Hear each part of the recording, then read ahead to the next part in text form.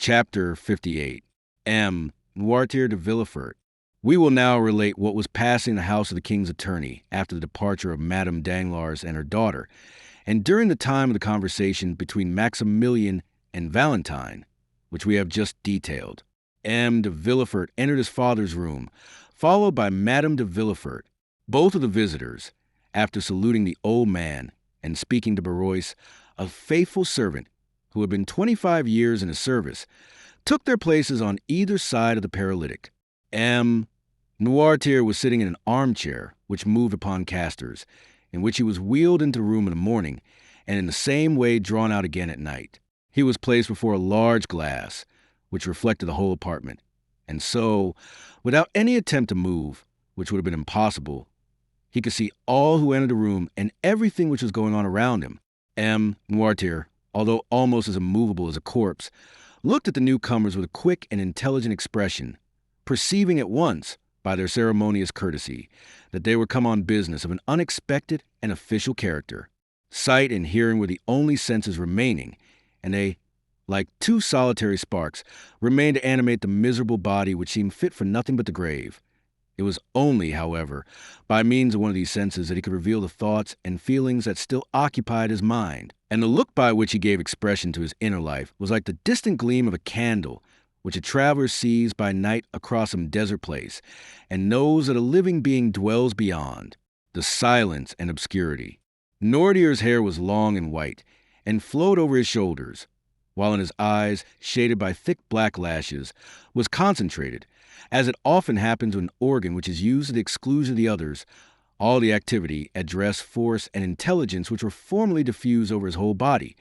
And so, although the movement of the arm, the sound of the voice, and the agility of the body were wanting, the speaking had sufficed for all. He commanded with it. It was the medium through which his thanks were conveyed. In short, his whole appearance produced on the mind the impression of a corpse with living eyes, and nothing could be more startling than to observe the expression of anger or joy suddenly lighting up these organs, while the rest of the rigid and marble-like features were utterly deprived of the power of participation. 3 persons only could understand this language of the poor paralytic. These were Villefort, Valentine, and the old servant of whom we have already spoken. But as Villefort saw his father but seldom, and then only when absolutely obliged, and as he never took any pains to please or gratify him when he was there, all the old man's happiness was centered in his granddaughter. Valentine, by means of her love, her patience, and her devotion, had learned to read in Noirtier's look all the varied feelings which were passing in his mind.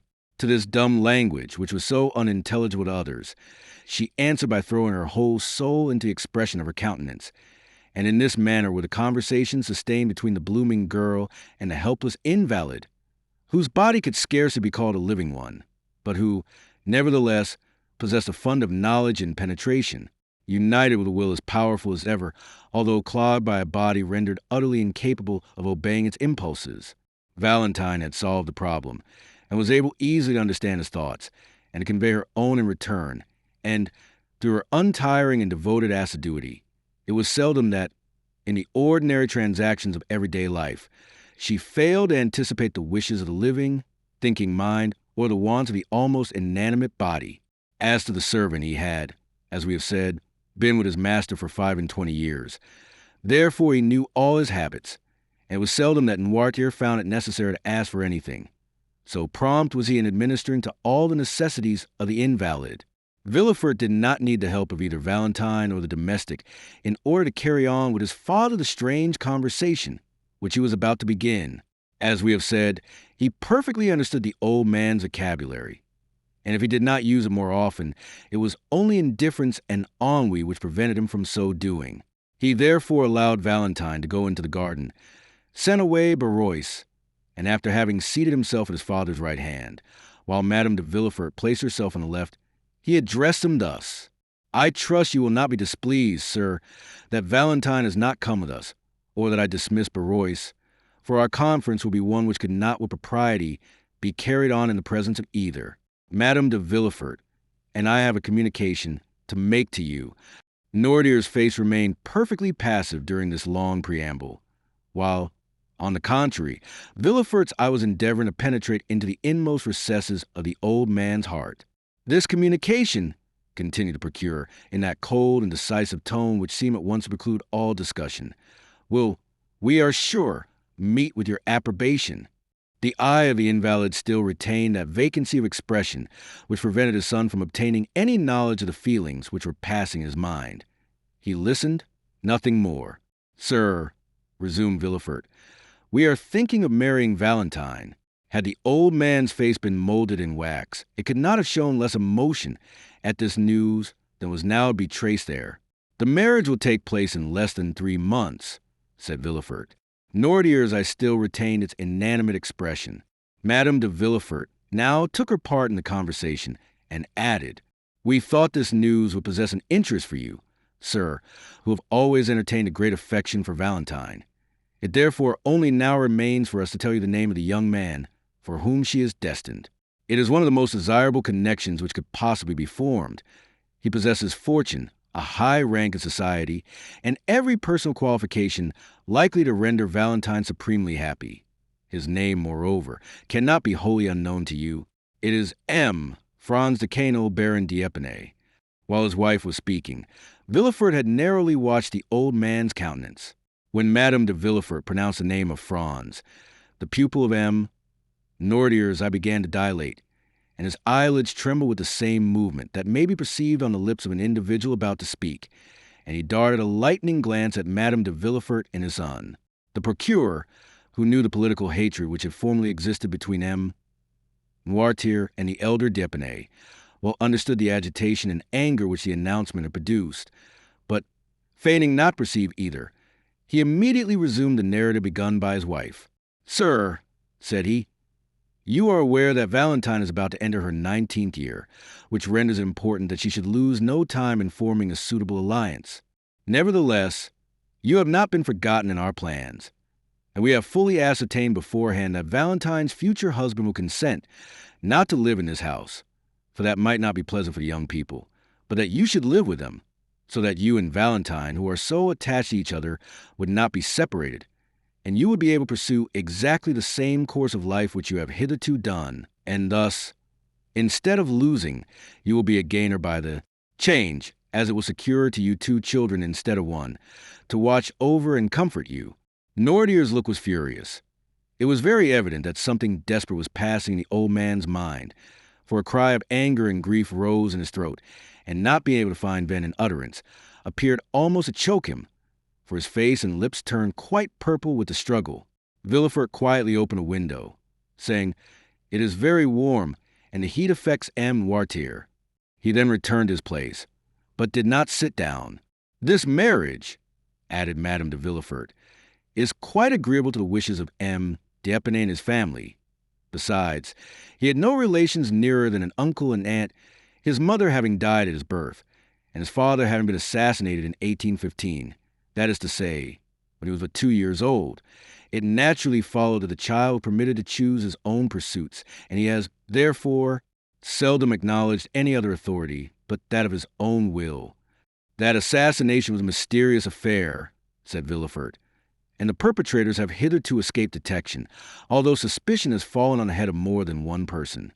Noirtier made such an effort that his lips expanded into a smile. "Now," continued Villefort, "those to whom the guilt really belongs, by whom the crime was committed, on whose heads the justice of man may probably descend here, and the certain judgment of God hereafter, would rejoice in the opportunity thus afforded of bestowing such a peace offering as Valentine on the son of him whose life they so ruthlessly destroyed." Noirtier had succeeded in mastering his emotion more than could have been deemed possible with such an enfeebled and shattered frame. "Yes, I understand," was the reply contained in his look, and this look expressed a feeling of strong indignation, mixed with profound contempt. Villefort fully understood his father's meaning, and answered by a slight shrug of his shoulders. He then motioned to his wife to take leave. "Now, sir," said Madame de Villefort, "I must bid you farewell. Would you like me to send Edward to you for a short time?" It had been agreed that the old man should express his approbation by closing his eyes, his refusal by winking them several times, and if he had some desire or feeling to express, he raised them to heaven. If he wanted Valentine, he closed his right eye only, and if Barrois the left. At Madame de Villefort's proposition, he instantly winked his eyes. Provoked by a complete refusal, She bit her lip and said, "Then shall I send Valentine to you?" The old man closed his eyes eagerly, thereby intimating that such was his wish.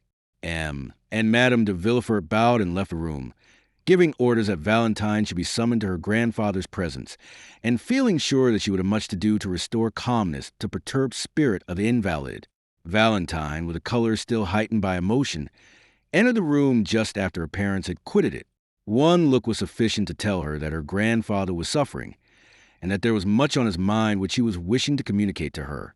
"Dear grandpapa," cried she, "what has happened? They have vexed you, and you are angry." The paralytic closed his eyes in token of assent. "Who has displeased you? Is it my father? No. Madame de Villefort? No. Me." The former sign was repeated. "Are you displeased with me?" cried Valentine in astonishment. Noirtier again closed his eyes. "And what have I done, dear grandpapa, that you should be angry with me?" cried Valentine. There was no answer, and she continued, "I have not seen you all day. Has anyone been speaking to you against me?" "Yes," said the old man's look with eagerness. "Let me think a moment. I do assure you, grandpapa, and Madame de Villefort have just left this room, have they not?" "Yes." "And it was they who told you something which made you angry? What was it then? May I go and ask them, that I may have the opportunity of making my peace with you?" "No, no," said Noirtier's look. "Ah, you frighten me. What can they have said?" And she again tried to think what it could be. "Ah, I know," said she, lowering her voice and going close to the old man. "They have been speaking of my marriage, have they not?" "Yes," replied the angry look. "I understand. You are displeased at the silence I preserved on the subject. The reason of it was that they had insisted on my keeping the matter a secret, and begged me not to tell you anything of it. They did not even acquaint me with their intentions, and I only discovered them by chance. That is why I have been so reserved with you, dear grandpapa. Pray forgive me." But there was no look calculated to reassure her. All it seemed to say was, "It is not only your reserve which afflicts me." "What is it, then?" asked the young girl. "Perhaps you think I shall abandon you, dear grandpapa, and that I shall forget you when I am married?" "No. They told you, then, that M. d'Épinay consented to our all living together?" "Yes." "Then why are you still vexed and grieved?" The old man's eyes beamed with an expression of gentle affection. "Yes, I understand," said Valentine. "It is because you love me." The old man assented. "And you are afraid I shall be unhappy?" "Yes." "You do not like M. Franz?" The eyes repeated several times.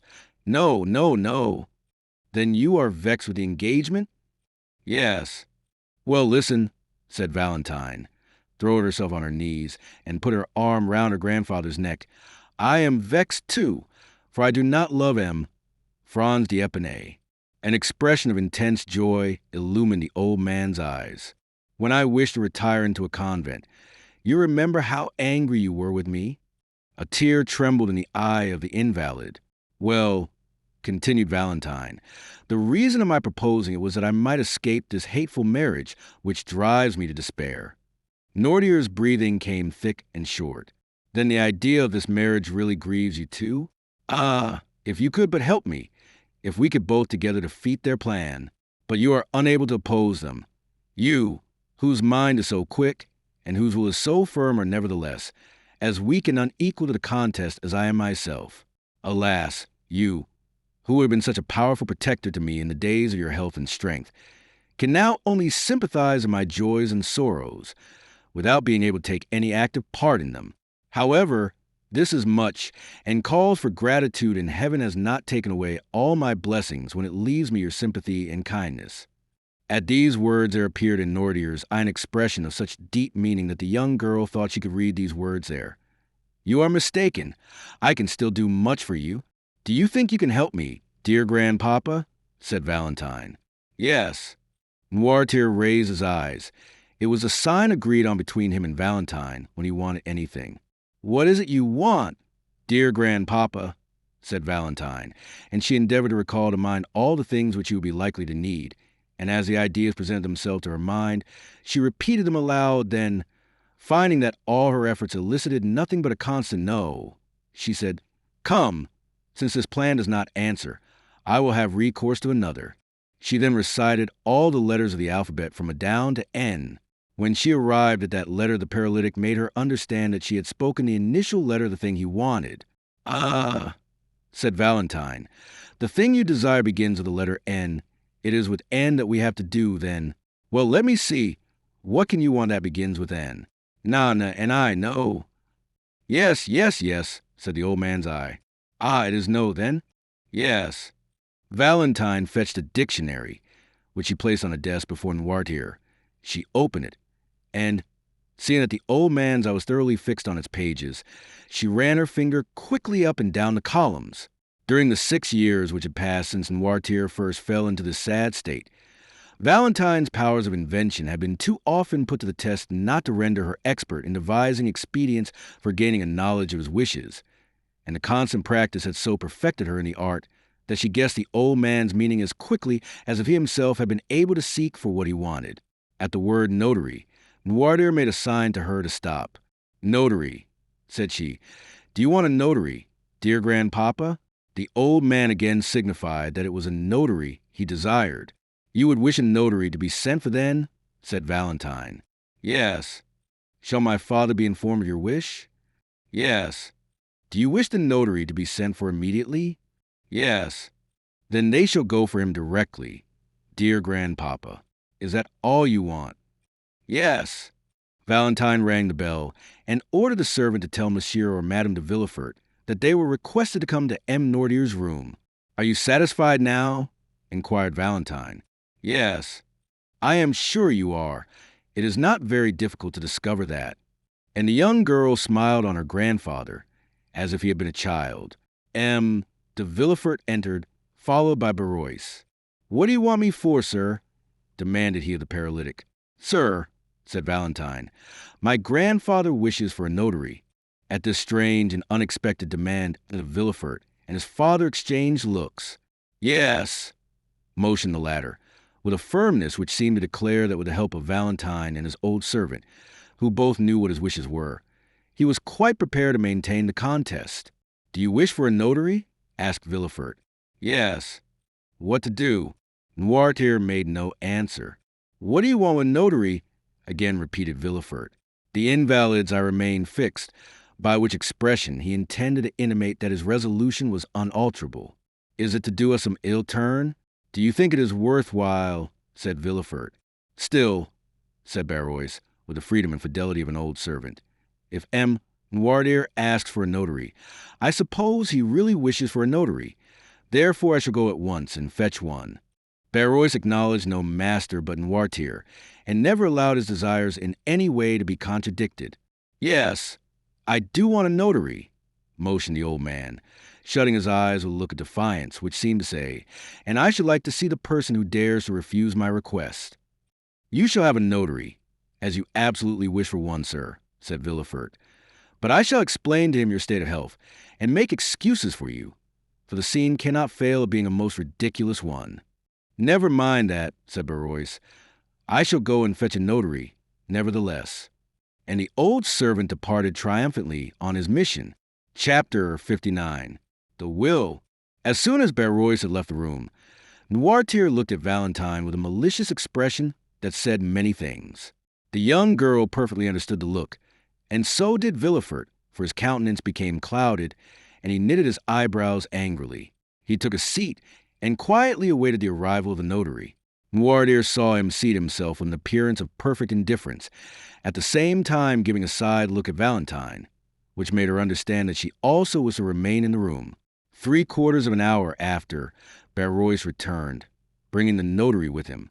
"Sir," said Villefort, after the first salutations were over, "you were sent for by Noirtier, whom you see here. All his limbs have become completely paralyzed. He has lost his voice also, and we ourselves find much trouble in endeavoring to catch some fragments of his meaning." Noirtier cast an appealing look on Valentine, which look was at once so earnest and imperative that she answered immediately. "Sir," said she, "I perfectly understand my grandfather's meaning at all times." "That is quite true," said Barrois, and that is what I told the gentleman as we walked along. Permit me, said the notary, turning first to Villefort and then to Valentine. Permit me to state that the case in question is just one of those in which a public officer like myself cannot proceed to act without thereby incurring a dangerous responsibility. The first thing necessary to render an act valid is that the notary should be thoroughly convinced that he has faithfully interpreted the will and wishes of the person dictating the act. Now I cannot be sure of the approbation or disapprobation of a client who cannot speak, and as the object of his desire or his repugnance cannot be clearly proved to me, on account of his want of speech, my services here will be quite useless and cannot be legally exercised. The notary then prepared to retire. An imperceptible smile of triumph was expressed on the lips of the procurer. Noirtier looked at Valentine with an expression so full of grief that she arrested the departure of the notary. Sir, said she, the language which I speak with my grandfather may be easily learnt, and I can teach you in a few minutes, to understand it almost as well as I can myself. Will you tell me what you require, in order to set your conscience quite at ease on the subject? In order to render an act valid, I must be certain of the approbation or disapprobation of my client. Illness of body would not affect the validity of the deed, but sanity of mind is absolutely requisite. Well, sir, by the help of 2 signs, with which I will acquaint you presently, you may ascertain with perfect certainty that my grandfather is still in the full possession of all his mental faculties. Noirtier, being deprived of voice and motion, is accustomed to convey his meaning by closing his eyes when he wishes to signify yes, and to wink when he means no. You now know quite enough to enable you to converse with Noirtier. Try. Noirtier gave Valentine such a look of tenderness and gratitude that it was comprehended even by the notary himself. You have heard and understood what your granddaughter has been saying, sir, have you? Asked the notary.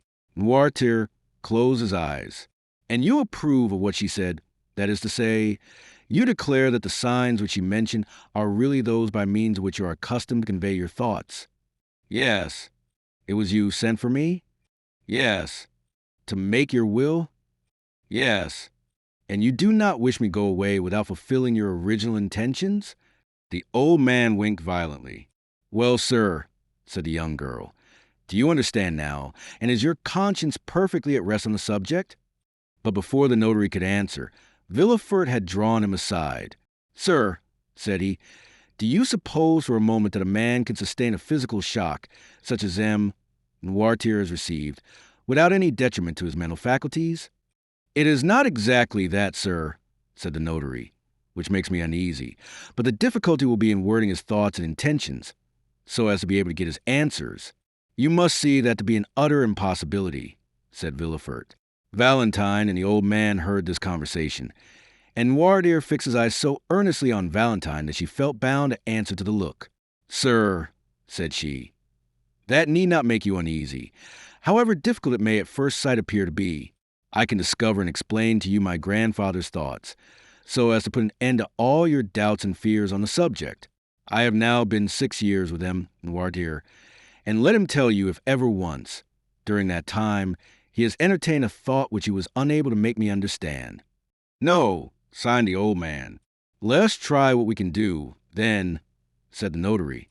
You accept this young lady as your interpreter, Noirtier? Yes. Well, sir, what do you require of me, and what document is it that you wish to be drawn up? Valentine named all the letters of the alphabet until she came to W. At this letter, the eloquent eye of Noirtier gave her notice that she was to stop. It is very evident that it is the letter W which Noirtier wants, said the notary. Wait, said Valentine, and, turning to her grandfather, she repeated, Why, oui, why. The old man stopped her at the last syllable. Valentine then took the dictionary, and the notary watched her while she turned over the pages. She passed her fingers slowly down the columns, and when she came to the word, will, Noirtier's, I bade her stop. Will, said the notary, it is very evident that Noirtier is desirous of making his will. Yes, motioned the invalid. Really, sir, you must allow that this is most extraordinary, said the astonished notary, turning to de Villefort. Yes, said the procurer, And I think the will promises to be yet more extraordinary, for I cannot see how it is to be drawn up without the intervention of Valentine, and she may, perhaps, be considered as too much interested in its contents to allow of her being a suitable interpreter of the obscure and ill-defined wishes of her grandfather. No, no, no, replied the eye of the paralytic. What? Said Villefort. Do you mean to say that Valentine is not interested in your will? No, sir, said the notary, whose interests had been greatly excited, and who resolved on publishing far and wide the account of this extraordinary and picturesque scene. What appeared so impossible to me an hour ago has now become quite easy and practicable, and this may be a perfectly valid will, provided to be read in the presence of 7 witnesses, approved by the testator, and sealed by the notary in the presence of the witnesses. As to the time, it will not require very much more than the generality of wills. There are certain forms necessary to be gone through, and which are always the same. As to the details, the greater part will be furnished afterwards by the state in which we find the affairs of the testator, and by yourself, who, having had the management of them, can doubtless give full information on the subject. But besides all this, in order that the instrument may not be contested, I am anxious to give it the greatest possible authenticity. Therefore, one of my colleagues will help me, and, contrary to custom, will assist in the dictation of the testament. Are you satisfied, sir? Continued the notary, addressing the old man. Yes, looked the invalid, his eye beaming with delight at the ready interpretation of his meaning. What is he going to do? Thought Villefort, whose position demanded much reserve, but who was longing to know what his father's intentions were. He left the room to give orders for another notary to be sent, but Barrois, who had heard all that passed, had guessed his master's wishes, and had already gone to fetch one. The procurer then told his wife to come up. In the course of a quarter of an hour, everyone had assembled in the chamber of the paralytic. The second notary had also arrived. A few words sufficed for a mutual understanding between the 2 officers of the law. They read to Noirtier the formal copy of a will, in order to give him an idea of the terms in which such documents are generally couched. Then, in order to test the capacity of the testator, the first notary said, turning towards him, when an individual makes his will, it is generally in favor or in prejudice of some person. Yes. Have you an exact idea of the amount of your fortune? Yes. I will name to you several sums which will increase by gradation. You'll stop me when I reach the one representing the amount of your own possessions? Yes. There was a kind of solemnity in this interrogation. Never had the struggle between mind and matter been more apparent than now, and if it was not a sublime, it was at least a curious spectacle. They had formed a circle round the invalid. The second notary was sitting at a table, prepared for writing, and his colleague was standing before the testator in the act of interrogating him on the subject to which we have alluded. Your fortune exceeds 300,000 francs, does it not? Asked he. Noirtier made a sign that it did. Do you possess 400,000 francs? Inquired the notary. Noirtier's eye remained immovable. 500,000? The same expression continued.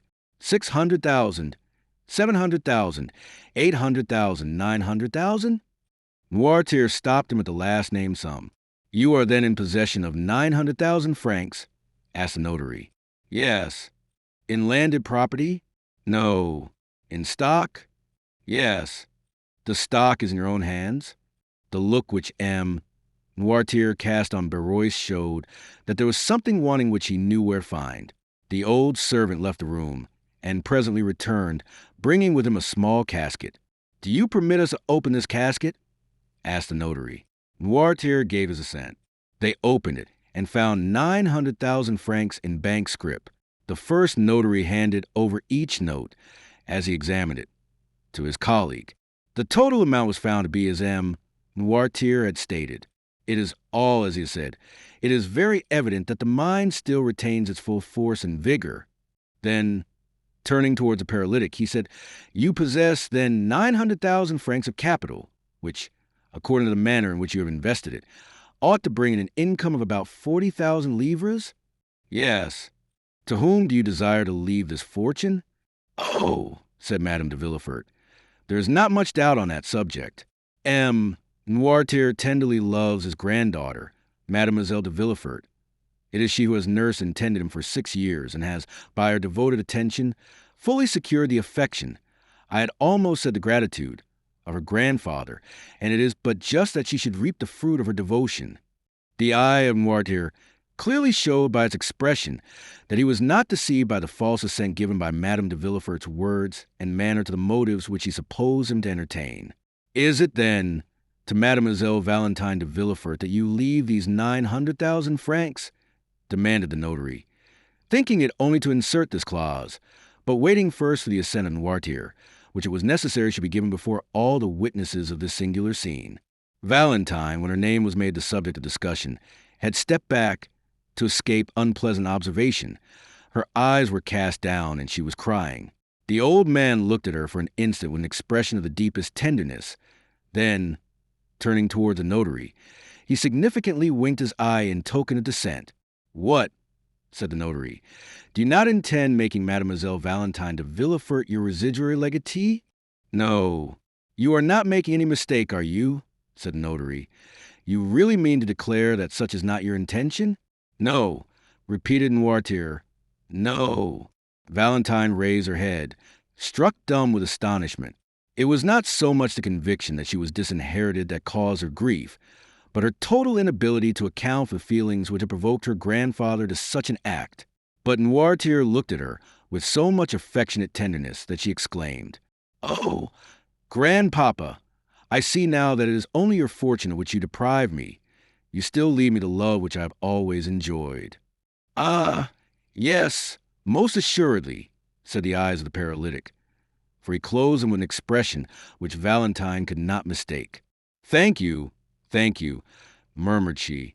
The old man's declaration that Valentine was not the destined inheritor of his fortune had excited the hopes of Madame de Villefort.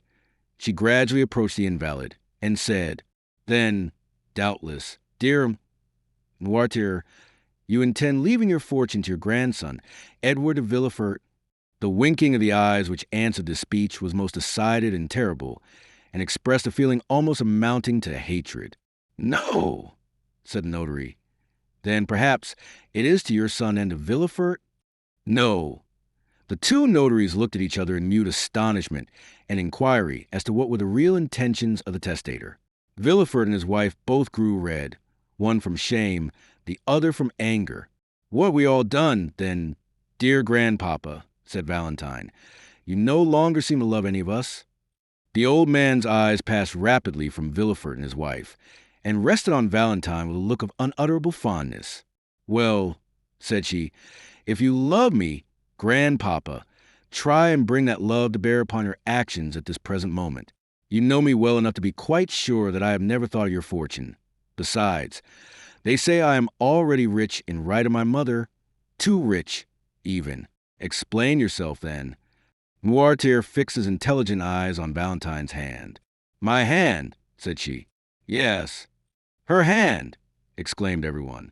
"Oh, gentlemen, you see it is all useless, and that my father's mind is really impaired," said Villefort. "Ah!" cried Valentine suddenly. "I understand. It is my marriage you mean, is it not, dear grandpapa?" Yes, signed the paralytic, casting on Valentine a look of joyful gratitude for having guessed his meaning.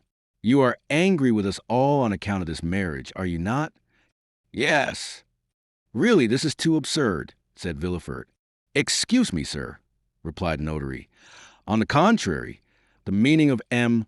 Noirtier is quite evident to me, and I can quite easily connect a train of ideas passing in his mind." "You do not wish me to marry M. Franz d'Épinay?"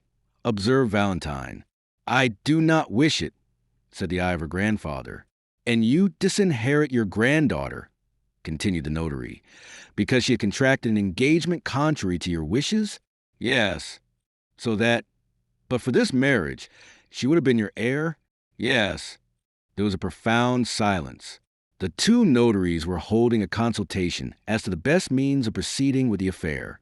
Valentine was looking at her grandfather with a smile of intense gratitude, and Villefort was biting his lips with vexation, while Madame de Villefort could not succeed in repressing an inward feeling of joy, which, in spite of herself, appeared in her whole countenance. "But," said Villefort, who was the first to break the silence. "I consider that I am the best judge of propriety of the marriage in question. I am the only person possessing the right to dispose of my daughter's hand. It is my wish that she should marry M. Franz d'Épinay, and she shall marry him." Valentine sank weeping into a chair. "Sir," said the notary, "how do you intend disposing of your fortune in case Mademoiselle de Villefort still determines on marrying M. Franz?" The old man gave no answer. "You will, of course, dispose of it in some way or other?" "Yes." "In favor of some member of your family?" "No." "Do you intend devoting it to charitable purposes then?" pursued the notary. "Yes." "But," said the notary, "you are aware that the law does not allow a son to be entirely deprived of his patrimony?" "Yes." "You only intend, then, to dispose of that part of your fortune which the law allows you to subtract from the inheritance of your son?" Noirtier made no answer. "Do you still wish to dispose of all?" "Yes." "But they will contest a will after your death?" "No." "My father knows me," replied Villefort. "He is quite sure that his wishes will be held sacred by me. Besides, he understands that in my position I cannot plead against the poor." The eye of Noirtier beamed with triumph. "What do you decide on, sir?" asked the notary of Villefort. "Nothing, sir. It is a resolution which my father has taken, and I know he never alters his mind. I am quite resigned. These 900,000 francs will go out of the family in order to enrich some hospital, but it is ridiculous thus to yield to the caprices of an old man, and I shall, therefore, act according to my conscience." Having said this, Villefort quitted the room with his wife, leaving his father at liberty to do as he pleased. The same day the will was made. The witnesses were brought. It was approved by the old man, sealed in the presence of all, and given in charge to de Chambre, the family notary. Chapter 60. The telegraph. M. and Madame de Villefort found on their return that the Count of Monte Cristo, who had come to visit them in their absence, had been ushered into the drawing-room and was still awaiting them there. Madame de Villefort, who had not yet sufficiently recovered from her late emotion to allow of her entertaining visitors, so immediately retired to her bedroom, while the procureur, who could better depend upon himself, proceeded at once to the salon. Although M. de Villefort flattered himself that, to all outward view, he had completely masked the feelings which were passing in his mind, he did not know that the cloud was still lowering on his brow, so much so that the Count, whose smile was radiant, immediately noticed his somber and thoughtful air. "Ma evoi," said Monte Cristo, after the first compliments were over. "What is the matter with you, M. de Villefort? Have I arrived at the moment when you were drawing up an indictment for a capital crime?" Villefort tried to smile. "No, Count," he replied. "I am the only victim in this case. It is I who lose my cause, and it is ill luck, obstinacy, and folly which have caused it to be decided against me." "To what do you refer?" said Monte Cristo with well-feigned interest. "Have you really met with some great misfortune?" "Oh, no, monsieur," said Villefort with a bitter smile. "It is only a loss of money which I have sustained. Nothing worth mentioning, I assure you." "True," said Monte Cristo. "The loss of a sum of money becomes almost immaterial with a fortune such as you possess, and to one of your philosophic spirit." "It is not so much the loss of the money that vexes me," said Villefort, "though, after all, 900,000 francs are worth regretting. But I am more annoyed with this fate, chance, or whatever you please to call the power which has destroyed my hopes and my fortune, and may blast the prospects of my child also, as it is all occasioned by an old man relapsed into second childhood." "What do you say?" said the Count. 900,000 francs. It is indeed a sum which might be regretted even by a philosopher. And who is the cause of all this annoyance? My father, as I told you. M. Noirtier? But I thought you told me he had become entirely paralyzed, and that all his faculties were completely destroyed. Yes, his bodily faculties, for he can neither move nor speak. Nevertheless, he thinks, acts, and wills in the manner I had described. I left him about 5 minutes ago, and he is now occupied in dictating his will to 2 notaries. But to do this he must have spoken? He has done better than that. He has made himself understood. How was such a thing possible?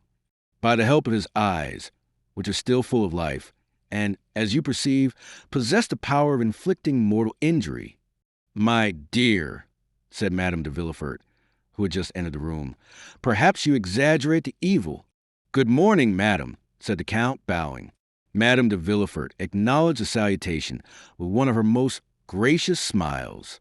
"What is this that M. de Villefort has been telling me?" demanded Monte Cristo, "and what incomprehensible misfortune?" "Incomprehensible is the word," interrupted the procurer, shrugging his shoulders. "It is an old man's caprice. And is there no means of making him revoke his decision?" "Yes," said Madame de Villefort, "and it is still entirely in the power of my husband to cause the will, which is now in prejudice of Valentine, to be altered in her favor." The Count, who perceived that M. and Madame de Villefort were beginning to speak in parables, appeared to pay no attention to the conversation, and feigned to be busily engaged in watching Edward, who was mischievously pouring some ink into the bird's water-glass. "My dear," said Villefort, in answer to his wife, "you know I have never been accustomed to play the patriarch of my family, nor have I ever considered that the fate of a universe was to be decided by my nod. Nevertheless, it is necessary that my will should be respected in my family, and that the folly of an old man and the caprice of a child should not be allowed to overturn a project which I have entertained for so many years. The Baron d'Épinay was my friend, as you know, and an alliance with his son is the most suitable thing that could possibly be arranged." "Do you think," said Madame de Villefort, "that Valentine is in league with him? She has always been opposed to this marriage, and I should not be at all surprised if what we have just seen and heard is nothing but the execution of a plan concerted between them." "Madame," said Villefort, "believe me, a fortune of 900,000 francs is not so easily renounced." She could, nevertheless, make up her mind to renounce the world. "Sir, since it is only about a year ago that she herself proposed entering a convent." "Never mind," replied Villefort. "I say that this marriage shall be consummated." "Notwithstanding your father's wishes to the contrary," said Madame de Villefort, selecting a new point of attack. "That is a serious thing." Monte Cristo, who pretended not to be listening, heard, however, every word that was said. "Madame," replied Villefort, "I can truly say that I have always entertained a high respect for my father, because to the natural feeling of relationship was added the consciousness of his moral superiority. The name of father is sacred in two senses. He should be reverenced as the author of our being and as a master whom we ought to obey. But, under the present circumstances, I am justified in doubting the wisdom of an old man who, because he hated the father, vents his anger on the son. It would be ridiculous in me to regulate my conduct by such caprices. I shall still continue to preserve the same respect toward M. Noirtier. I will suffer, without complaint, the pecuniary deprivation to which he has subjected me. But I shall remain firm in my determination, and the world shall see which party has reason on his side. Consequently, I shall marry my daughter to the Baron Franz d'Épinay, because I consider it would be a proper and eligible match for her to make, and, in short, because I choose to bestow my daughter's hand on whomever I please." "What?" said the Count, the approbation of whose eye Villefort had frequently solicited during the speech. "What? Do you say that M. Noirtier disinherits Mademoiselle de Villefort because she is going to marry M. le Baron Franz d'Épinay?" "Yes, sir, that is the reason," said Villefort, shrugging his shoulders. "The apparent reason, at least," said Madame de Villefort. "The real reason, madame, I can assure you, I know my father. But I want to know in what way M. d'Épinay can have displeased your father more than any other person?" "I believe I know M. Franz d'Épinay," said the Count. "Is he not the son of General de Canel, who was created Baron d'Épinay by Charles X?" "The same," said Villefort. "Well, but he is a charming young man, according to my ideas." "He is, which makes me believe that it is only an excuse of M. Noirtier to prevent his granddaughter marrying. Old men are always so selfish in their affection," said Madame de Villefort. "But," said Monte Cristo, "do you not know any cause for this hatred?" "Ah, my foi! Who is to know? Perhaps it is some political difference." "My father and the Baron d'Épinay lived in the stormy times of which I only saw the ending," said Villefort. "Was not your father a Bonapartist?" asked Monte Cristo. "I think I remember that you told me something of that kind." "My father has been a Jacobin more than anything else," said Villefort, carried by his emotion beyond the bounds of prudence. and the senator's robe, which Napoleon cast on his shoulders, only served to disguise the old man without in any degree changing him. When my father conspired, it was not for the emperor, it was against the Bourbons. For M. Noirtier possessed this peculiarity. He never projected any utopian schemes which could never be realized, but strove for possibilities, and he applied to the realization of these possibilities the terrible theories of the mountain. Theories that never shrank from any means that were deemed necessary to bring about the desired result. Well, said Monte Cristo, it is just as I thought. It was politics which brought Noirtier and M. d'Épinay into personal contact. Although General d'Épinay served under Napoleon, did he not still retain royalist sentiments? And was he not the person who was assassinated one evening on leaving a Bonapartist meeting to which he had been invited on the supposition that he favored the cause of the emperor? Villefort looked at the Count almost with terror. Am I mistaken, then? Said Monte Cristo. No, sir. The facts are precisely what you have stated, said Madame de Villefort. And it was to prevent the renewal of old feuds that de Villefort formed the idea of uniting in the bonds of affection the two children of these inveterate enemies. It was a sublime and charitable thought, said Monte Cristo, and the whole world should applaud it. It would be noble to see Mademoiselle Noirtier de Villefort assuming the title of Madame Franz d'Épinay. Villefort shuddered and looked at Monte Cristo as if he wished to read in his countenance the real feelings which had dictated the words he had just uttered. But the Count completely baffled the procurer and prevented him from discovering anything beneath the never-varying smile he was so constantly in the habit of assuming. Although, said Villefort, it will be a serious thing for Valentine to lose her grandfather's fortune, I do not think that M. d'Épinay will be frightened at this pecuniary loss. He will perhaps hold me in greater esteem than the money itself, seeing that I sacrifice everything in order to keep my word with him. Besides, he knows that Valentine is rich in right of her mother, and that she will in all probability inherit the fortune of M. and Madame de Saint-Méran, her mother's parents, who both love her tenderly, and who are fully as well worth loving and tending as M. Noirtier, said Madame de Villefort. Besides, they are come to Paris in about a month, and Valentine, after the affront she has received, need not consider it necessary to continue to bury herself alive by being shut up with M. Noirtier. The Count listened with satisfaction to this tale of wounded self-love and defeated ambition. But it seems to me, said Monte Cristo, and I must begin by asking your pardon for what I am about to say, that if M. Noirtier disinherits Mademoiselle de Villefort because she is going to marry a man whose father he detested, he cannot have the same cause of complaint against this dear Edward. True, said Madame de Villefort, with an intonation of voice which it is impossible to describe. Is it not unjust, shamefully unjust? Poor Edward is as much M. Noirtier's grandchild as Valentine, and yet, if she had not been going to marry M. Franz, M. Noirtier would have left her all his money, and supposing Valentine to be disinherited by her grandfather, she will still be 3 times richer than he. The Count listened and said no more. Count, said Villefort, we will not entertain you any longer with our family misfortunes. It is true that my patrimony will go to endow charitable institutions, and my father will have deprived me of my lawful inheritance without any reason for doing so, but I shall have the satisfaction of knowing that I have acted like a man of sense and feeling. M. d'Épinay, to whom I had promised the interest of this sum, shall receive it, even if I endure the most cruel privations. However, said Madame de Villefort, returning to the one idea which incessantly occupied her mind, perhaps it would be better to explain this unlucky affair to M. d'Épinay in order to give him the opportunity of himself renouncing his claim to the hand of Mademoiselle de Villefort. Ah, that would be a great pity, said Villefort. A great pity, said Monte Cristo. Undoubtedly, said Villefort, moderating the tones of his voice. A marriage once concerted and then broken off throws a sort of discredit on a young lady.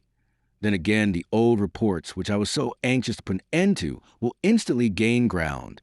No, it will all go well. M. d'Épinay, if he is an honorable man, will consider himself more than ever pledged to Mademoiselle de Villefort, unless he were actuated by a decided feeling of avarice. But that is impossible. I agree with M. de Villefort, said Monte Cristo, fixing his eyes on Madame de Villefort, and if I were sufficiently intimate with him to allow of giving my advice, I would persuade him, since I've been told M. D'Epinay is coming back, to settle this affair at once beyond all possibility of revocation. I will answer for the success of a project which will reflect so much honor on M. de Villefort.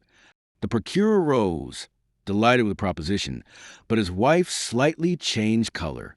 Well, that is all that I wanted, and I will be guided by a counselor such as you are, said he, extending his hand to Monte Cristo.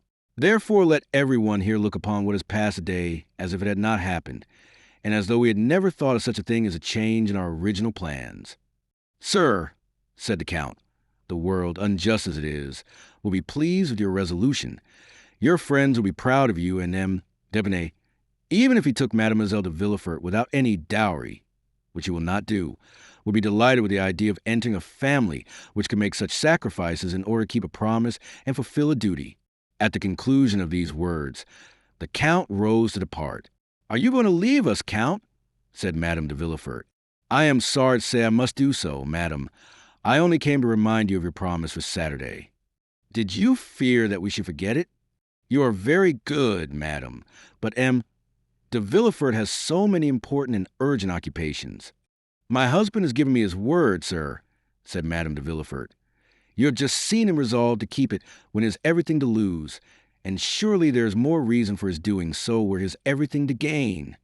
And, said Villefort, is at your house in the Champs-Élysées that you receive your visitors? No, said Monte Cristo, which is precisely the reason which renders your kindness more meritorious. It is in the country. In the country? Yes. Where is it then? Near Paris, is it not? Very near, only half a league from the barriers. It is at Auteuil. At Auteuil? Said Villefort. True, Madame de Villefort told me you lived at Auteuil, since it was to your house that she was taken. And in what part of Auteuil do you reside? Rue de la Fontaine. Rue de la Fontaine, exclaimed Villefort in an agitated tone. At what number? Number 28. Then, cried Villefort, was it you who bought M. de Saint Méran's house? Did it belong to M. de Saint Méran? Demanded Monte Cristo. Yes, replied Madame de Villefort. And would you believe it, Count? Believe what?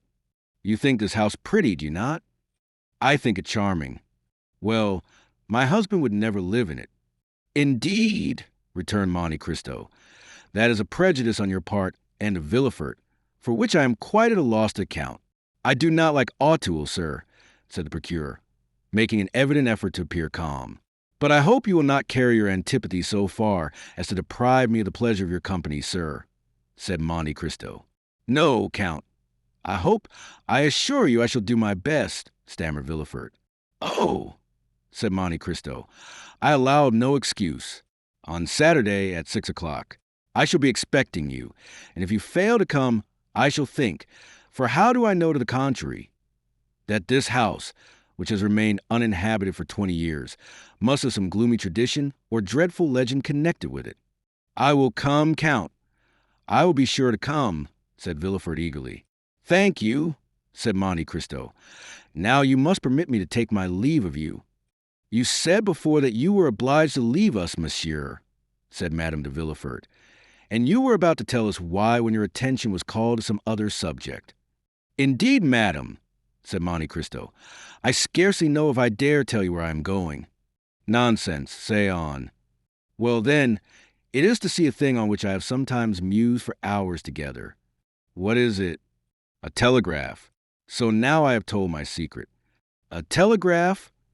Repeated Madame de Villefort. Yes, a telegraph. I had often seen one placed at the end of a road on a hillock, and in the light of the sun its black arms, bending in every direction, always reminded me of the claws of an immense beetle, and I assure you it was never without emotion that I gazed on it. For I could not help thinking how wonderful it was that these various signs should be made to cleave the air with such precision as to convey to the distance of 300 leagues the ideas and wishes of a man sitting at a table at one end, of the line to another man similarly placed at the opposite extremity, and all this effected by a simple act of volition on the part of the sender of the message. I began to think of genii, sylphs, gnomes, in short, of all the ministers of the occult sciences, until I laughed aloud at the freaks of my own imagination. Now, it never occurred to me to wish for a nearer inspection of these large insects with their long black claws, for I always fear to find under their stone wings some little human genius faggy to death with cabals, factions, and government intrigues. But one fine day I learned that the mover of this telegraph was only a poor wretch, hired for 1,200 francs a year, and employed all day, not in studying the heavens like an astronomer, or in gazing on the water like an angler, or even in enjoying the privilege of observing the country around him, but all his monotonous life was passed in watching his white-bellied, black-clawed fellow insect 4 or 5 leagues distant from him. At length I felt a desire to study this living chrysalis more closely, and to endeavor to understand the secret part played by these insect actors when they occupy themselves simply with pulling different pieces of string. And are you going there? I am. What telegraph do you intend visiting? That of the Home Department or of the Observatory? Oh, no. I should find there people who would force me to understand things of which I would prefer to remain ignorant, and who would try to explain to me, in spite of myself, a mystery which even they do not understand. My FOI, I should wish to keep my illusions concerning insects unimpaired. It is quite enough to have those dissipated which I have formed of my fellow creatures. I shall, therefore, not visit either of these telegraphs, but one in the open country where I shall find a good-natured simpleton who knows no more than the machine he is employed to work. You are a singular man, said Villefort. What line would you advise me to study? The one that is most in use just at this time. The Spanish one, you mean, I suppose? Yes. Should you like a letter to the minister, that they might explain to you? No, said Monte Cristo, since, as I told you before, I do not wish to comprehend it. The moment I understand it, there will no longer exist a telegraph for me. It will be nothing more than a sign from Château or from M. Montalvet, transmitted to the prefect of Bayonne, mystified by 2 Greek words, telegraphian. It is the insect with black claws, and the awful word which I wish to retain in my imagination in all its purity and all its importance. Go, then, for in the course of 2 hours it will be dark, and you will not be able to see anything. My FOI, you frighten me. Which is the nearest way? Bayonne. Yes, the road to Bayonne.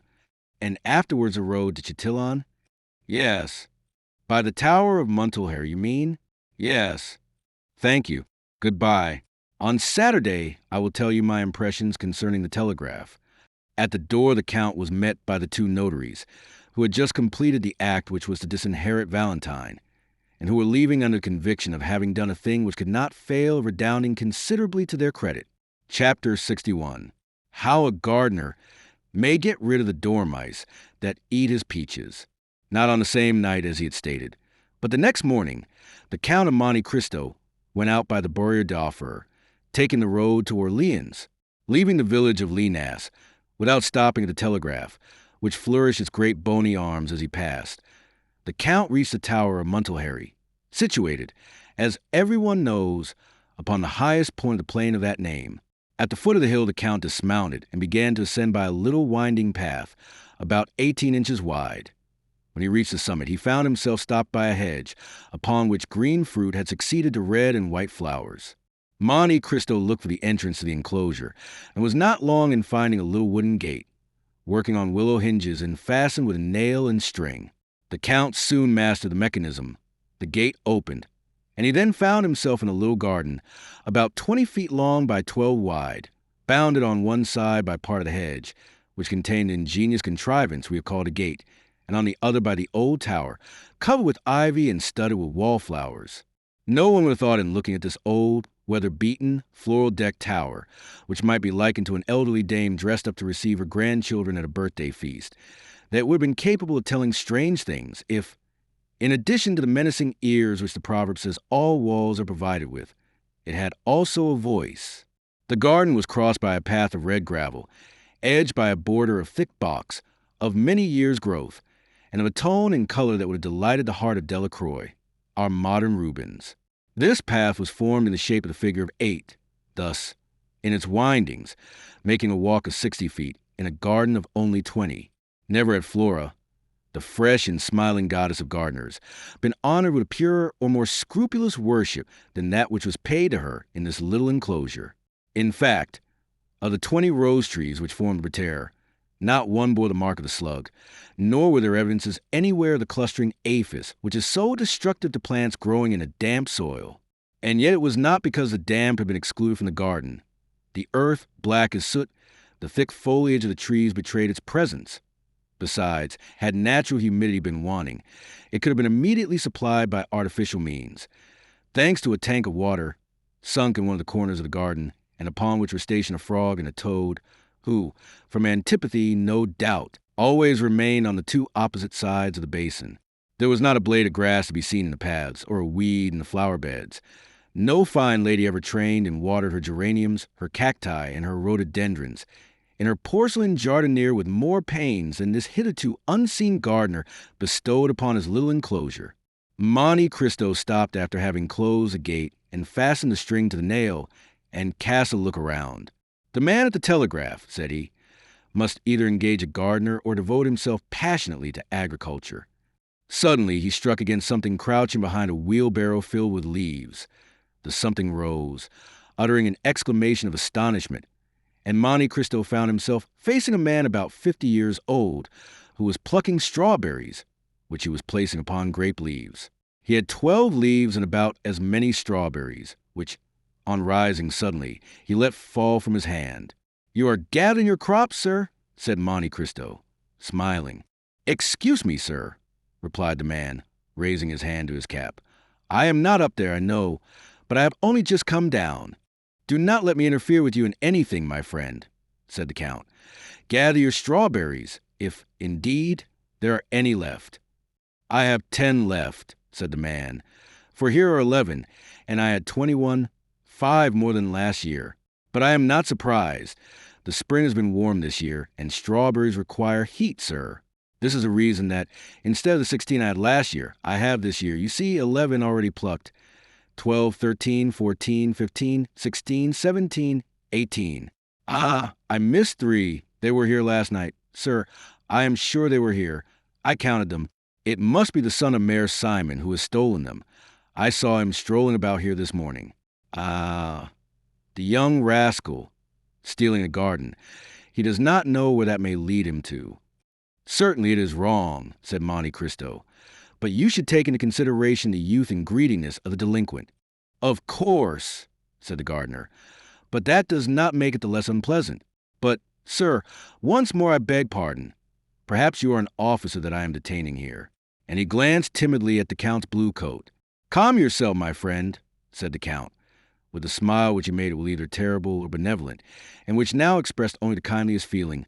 "I am not an inspector, but a traveler, brought here by a curiosity he half repents of, since he causes you to lose your time." "Ah, my time is not valuable," replied the man with a melancholy smile. "Still it belongs to government, and I ought not to waste it. But having received a signal that I might rest for an hour," here he glanced at the sundial, for there was everything in the enclosure of Montelheri, even a sundial, "and having 10 minutes before me, and my strawberries being ripe, when a day longer, by the by, sir, do you think dormice eat them?" "Indeed, I should think not," replied Monte Cristo. "Dormice are bad neighbors for us who do not eat them preserved, as the Romans did." "What? Did the Romans eat them?" said the gardener. "Ate dormice?" "I have read so in Petronius," said the Count. "Really? They can't be nice, though they do say as fat as a dormouse. It is not a wonder they are fat, sleeping all day, and only waking to eat all night. Listen, last year I had 4 apricots. They stole one. I had 1 nectarine. Only 1. Well, sir, they ate half of it on the wall. A splendid nectarine. I never ate a better." "You ate it?" "That is to say, the half that was left, you understand. It was exquisite, sir." "Ah, those gentlemen never choose the worst morsels, like Mayor Simon's son, who has not chosen the worst strawberries. But this year," continued the horticulturist, "I'll take care it shall not happen, even if I should be forced to sit by the whole night to watch when the strawberries are ripe." Monte Cristo had seen enough. Every man has a devouring passion in his heart, as every fruit has its worm. That of the telegraph man was horticulture. He began gathering the grape leaves which screened the sun from the grapes, and won the heart of the gardener. "Did you come here, sir, to see the telegraph?" he said. "Yes, if it isn't contrary to the rules. Oh, no, said the gardener. Not in the least, since there is no danger that anyone can possibly understand what we're saying. I have been told, said the Count, that you do not always yourselves understand the signals you repeat. That is true, sir, and that is what I like best, said the man, smiling. Why do you like that best? Because then I have no responsibility. I am a machine then and nothing else, and so long as I work, nothing more is required of me. Is it possible, said Monte Cristo to himself, that I can have met with a man that has no ambition? That would spoil my plans. Sir, said the gardener, glancing at the sundial, the 10 minutes are almost up. I must return to my post. Will you go up with me? I follow you. Monte Cristo entered the tower, which was divided into 3 stories. The tower contained implements, such as spades, rakes, watering pots, hung against the wall. This was all the furniture. The second was a man's conventional abode, or rather sleeping place. It contained a few poor articles of household furniture, a bed, a table, 2 chairs, a stone pitcher, and some dry herbs hung up to the ceiling, which the Count recognized as sweet peas, and of which the good man was preserving the seeds. He had labeled them with as much care as if he had been master botanist in the Jardin de Plantes. Does it require much study to learn the art of telegraphing? Asked Monte Cristo. The study does not take long. It was acting as a supernumerary that was so tedious. And what is the pay? 1,000 francs, sir. It is nothing. No. But then we are lodged, as you perceive. Monte Cristo looked at the room. They passed to the 3rd story. It was the telegraph room. Monte Cristo looked in turn at the 2 iron handles by which the machine was worked. It is very interesting, he said, but it must be very tedious for a lifetime. Yes, at first my neck was cramped with looking at it, but at the end of the year I became used to it. And then we have our hours of recreation and our holidays. Holidays? Yes. When? When we have a fog. Ah, to be sure. Those are indeed holidays to me. I go into the garden, I plant, I prune, I trim, I kill the insects all day long. How long have you been here? 10 years, and 5 as a supernumerary make 15. You are 55 years old. How long must you have served to claim the pension? Oh, sir, 25 years. And how much is the pension? 100 crowns. Poor humanity, murmured Monte Cristo. What did you say, sir? Asked the man. I was saying it was very interesting. What was? All you were showing me. And you really understand none of these signals? None at all. And have you never tried to understand them? Never. Why should I? But still there are some signals only addressed to you. Certainly. And do you understand them? They're always the same. And they mean nothing new. You have an hour, or tomorrow. This is simple enough, said the Count. But look, is not your correspondent putting itself in motion? Ah, yes, thank you, sir. And what is it saying? Anything you understand? Yes. It asks if I am ready. And you reply? By the same sign, which at the same time tells my right-hand correspondent that I am ready, while it gives notice to my left-hand correspondent to prepare in his turn. It is very ingenious, said the Count. You will see, said the man proudly. In 5 minutes he will speak. I have then 5 minutes, said Monte Cristo to himself. It is more time than I require.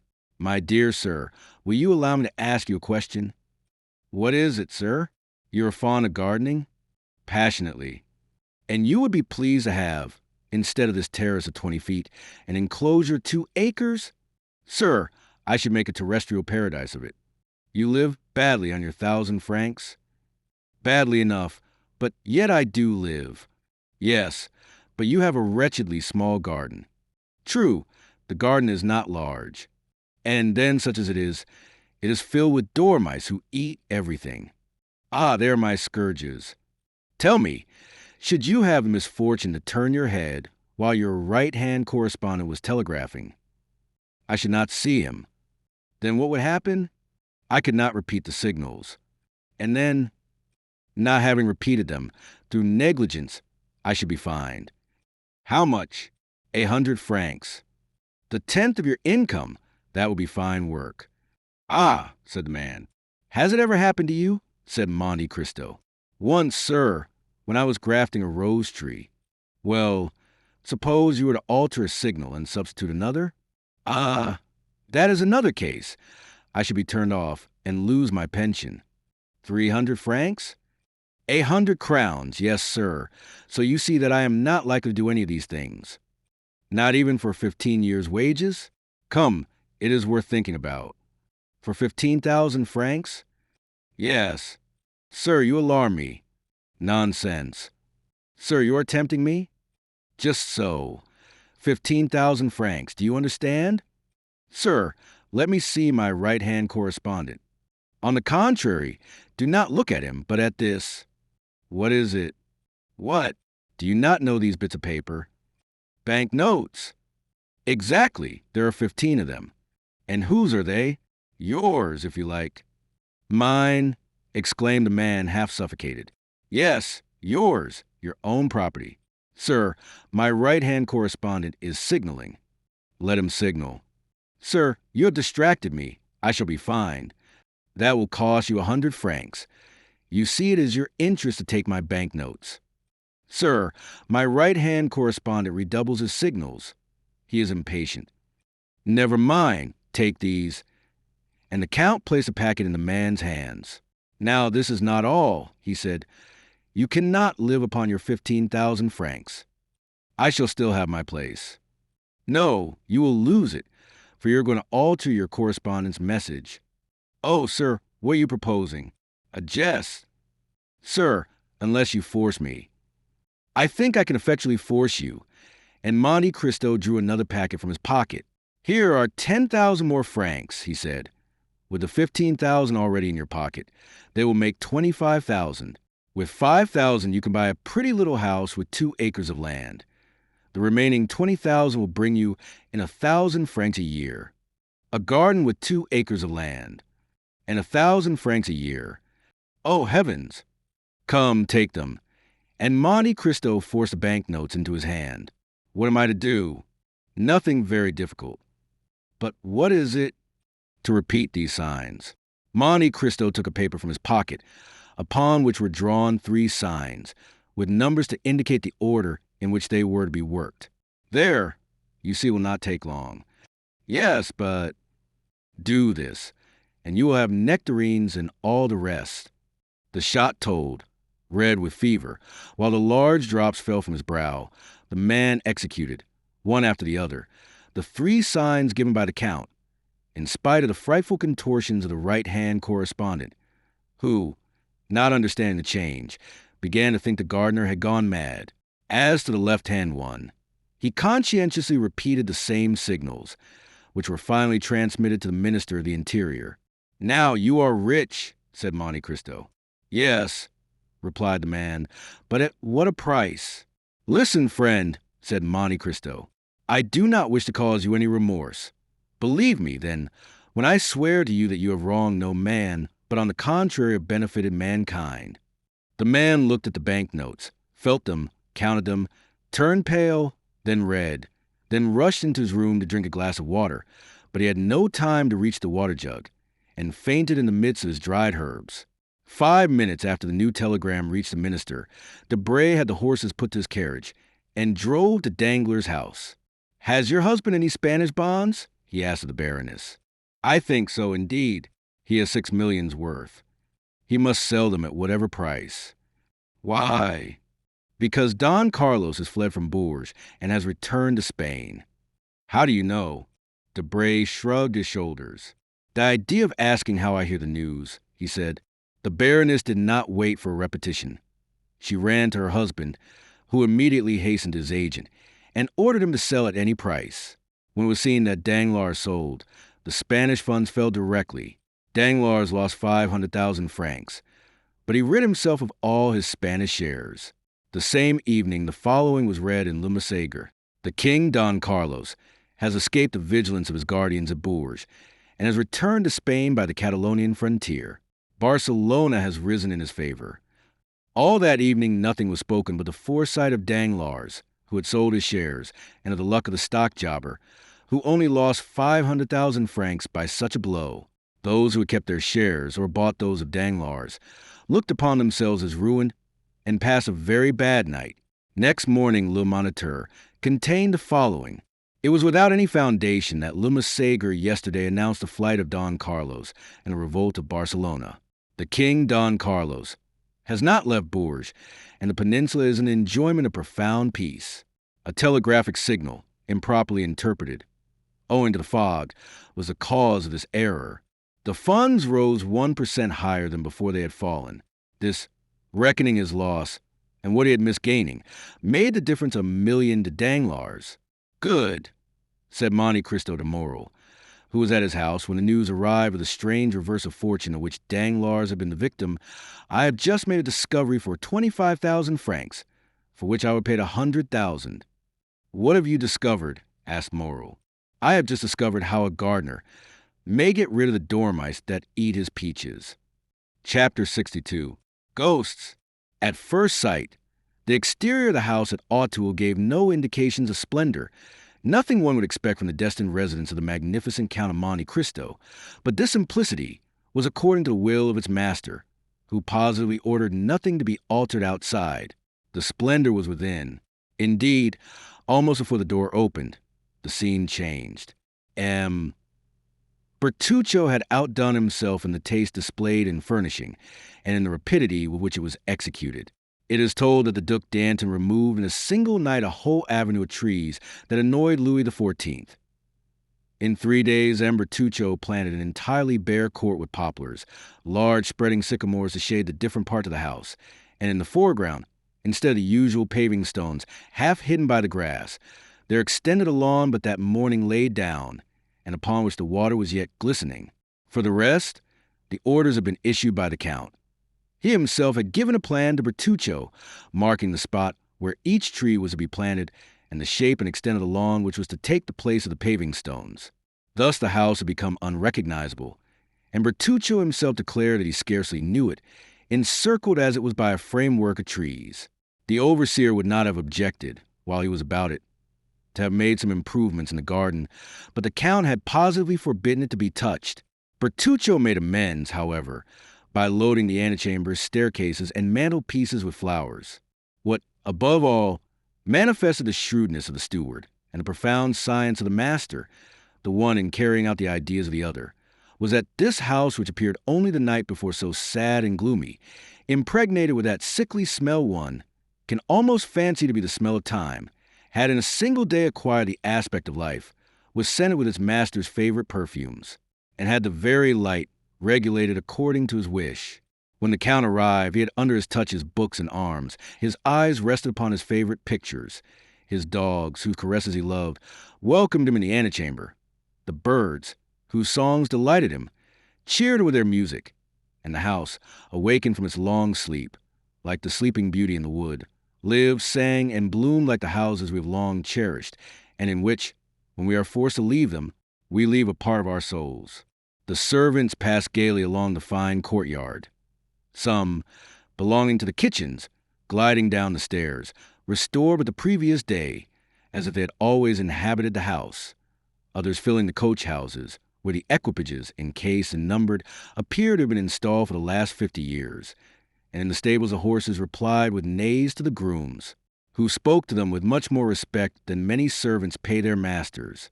The library was divided into 2 parts on either side of the wall, and contained upwards of 2,000 volumes.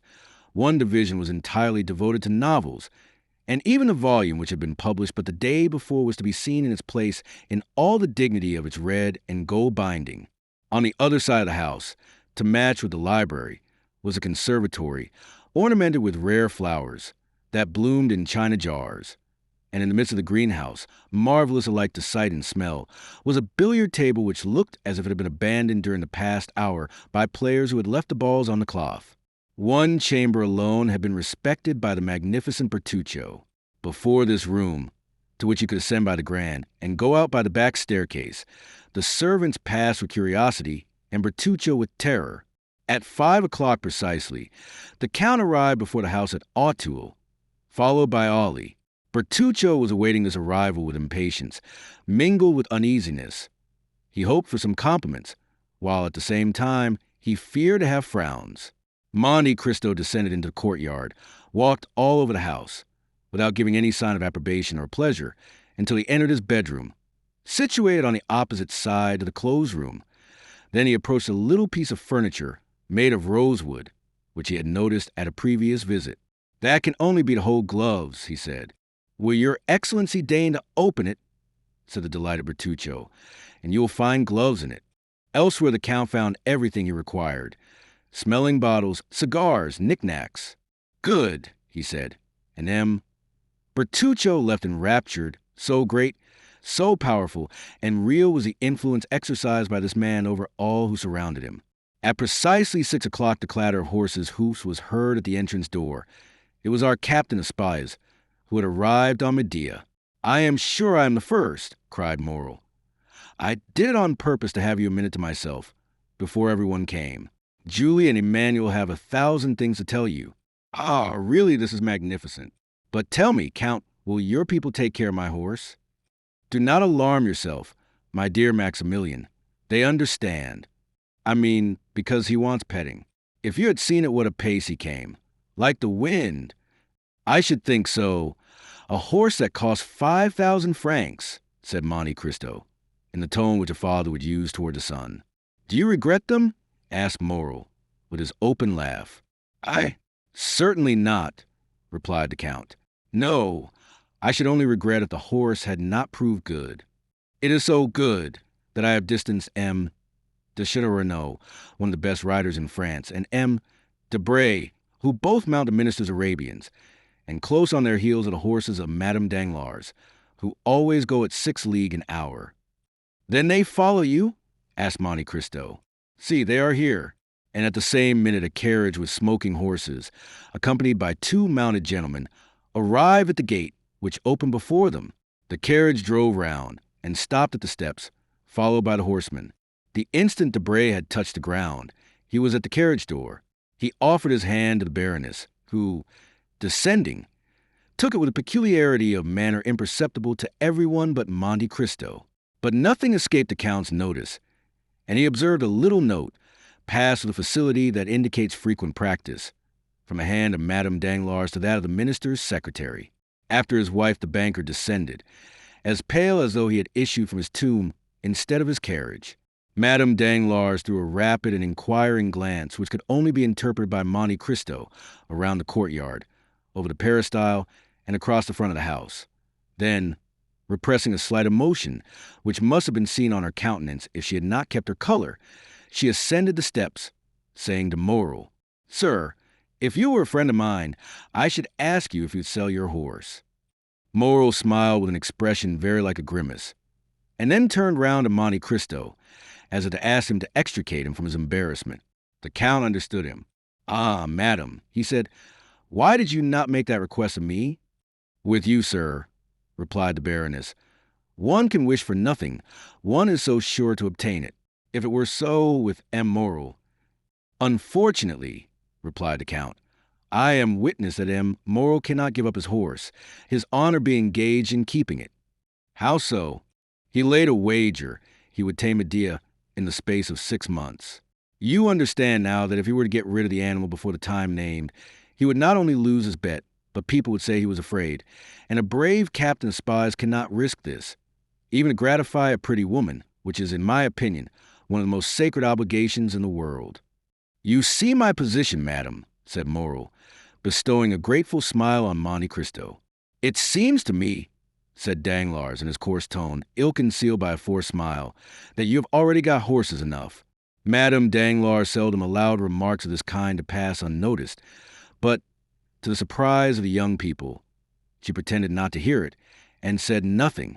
Monte Cristo smiled at her unusual humility, and showed her 2 immense porcelain jars, over which wound marine plants, of a size and delicacy that nature alone could produce. The Baroness was astonished. "Why," said she, "you could plant one of the chestnut trees and the Tuileries inside. How can such enormous jars have been manufactured?" "Ah, madam," replied Monte Cristo, "you must not ask of us, the manufacturers of fine porcelain, such a question. It is the work of another age, constructed by the genii of earth and water. How so? At what period can that have been? I do not know. I have only heard that an emperor of China had an oven built expressly, and that in this oven 12 jars like this were successively baked. 2 broke from the heat of the fire. The other 10 were sunk 300 fathoms deep into the sea. The sea, knowing what was required of her, threw over them her weeds, encircled them with coral, and encrusted them with shells. The whole was cemented by 200 years beneath these almost impervious depths. For a revolution carried away the emperor who wished to make the trial, and only left the documents proving the manufacture of the jars and their descent into the sea. At the end of 200 years, the documents were found, and they thought of bringing up the jars. Divers descended in machines, made expressly on discovery, into the bay where they were thrown. But of 10, 3 only remained, the rest having been broken by the waves. I am fond of these jars, upon which perhaps misshapen, frightful monsters have fixed their cold, dull eyes, and in which myriads of small fish have slept, seeking a refuge in the pursuit of their enemies. Meanwhile, Danglars, who had cared little for curiosities, was mechanically tearing off the blossoms of a splendid orange tree, one after another. When he had finished with the orange tree, he began at the cactus, but this, not being so easily plucked as the orange tree, pricked him dreadfully. He shuddered, and rubbed his eyes as though awaking from a dream. "Sir," said Monte Cristo to him, "I do not recommend my pictures to you, who possess such splendid paintings. But nevertheless, here are 2 by Hobbema, a Paul Potter, a Mieris, 2 by Gerard Dow, a Raphael, a Van Dyck, a Zurbrand, and 2 or 3 by Murillo, worth looking at." "Stay," said Debray, "I recognize this Hobbema." "Ah, indeed?" "Yes, it was proposed for the museum." "Which I believe does not contain one," said Monte Cristo. "No, and yet they refused to buy it." "Why?" said Château. "You pretend not to know, because government was not rich enough." "Ah, pardon me," said Château. "I have heard of these things every day during the last 8 years, and I cannot understand them yet." "You will by and by," said Debray. "I think not," replied Château. "Major Bartolomeo Cavalcanti and Count Andrea Cavalcanti," announced Baptistin. "A black satin stock, fresh in the maker's hands, gray mustaches, a bold eye, a major's uniform ornamented with 3 medals and 5 crosses. In fact, the thorough bearing of an old soldier, such was the appearance of Major Bartolomeo Cavalcanti, that tender father with whom we are already acquainted. Close to him, dressed in entirely new clothes, advanced smilingly Count Andrea Cavalcanti, the dutiful son, whom we also know. The 3 young people were talking together.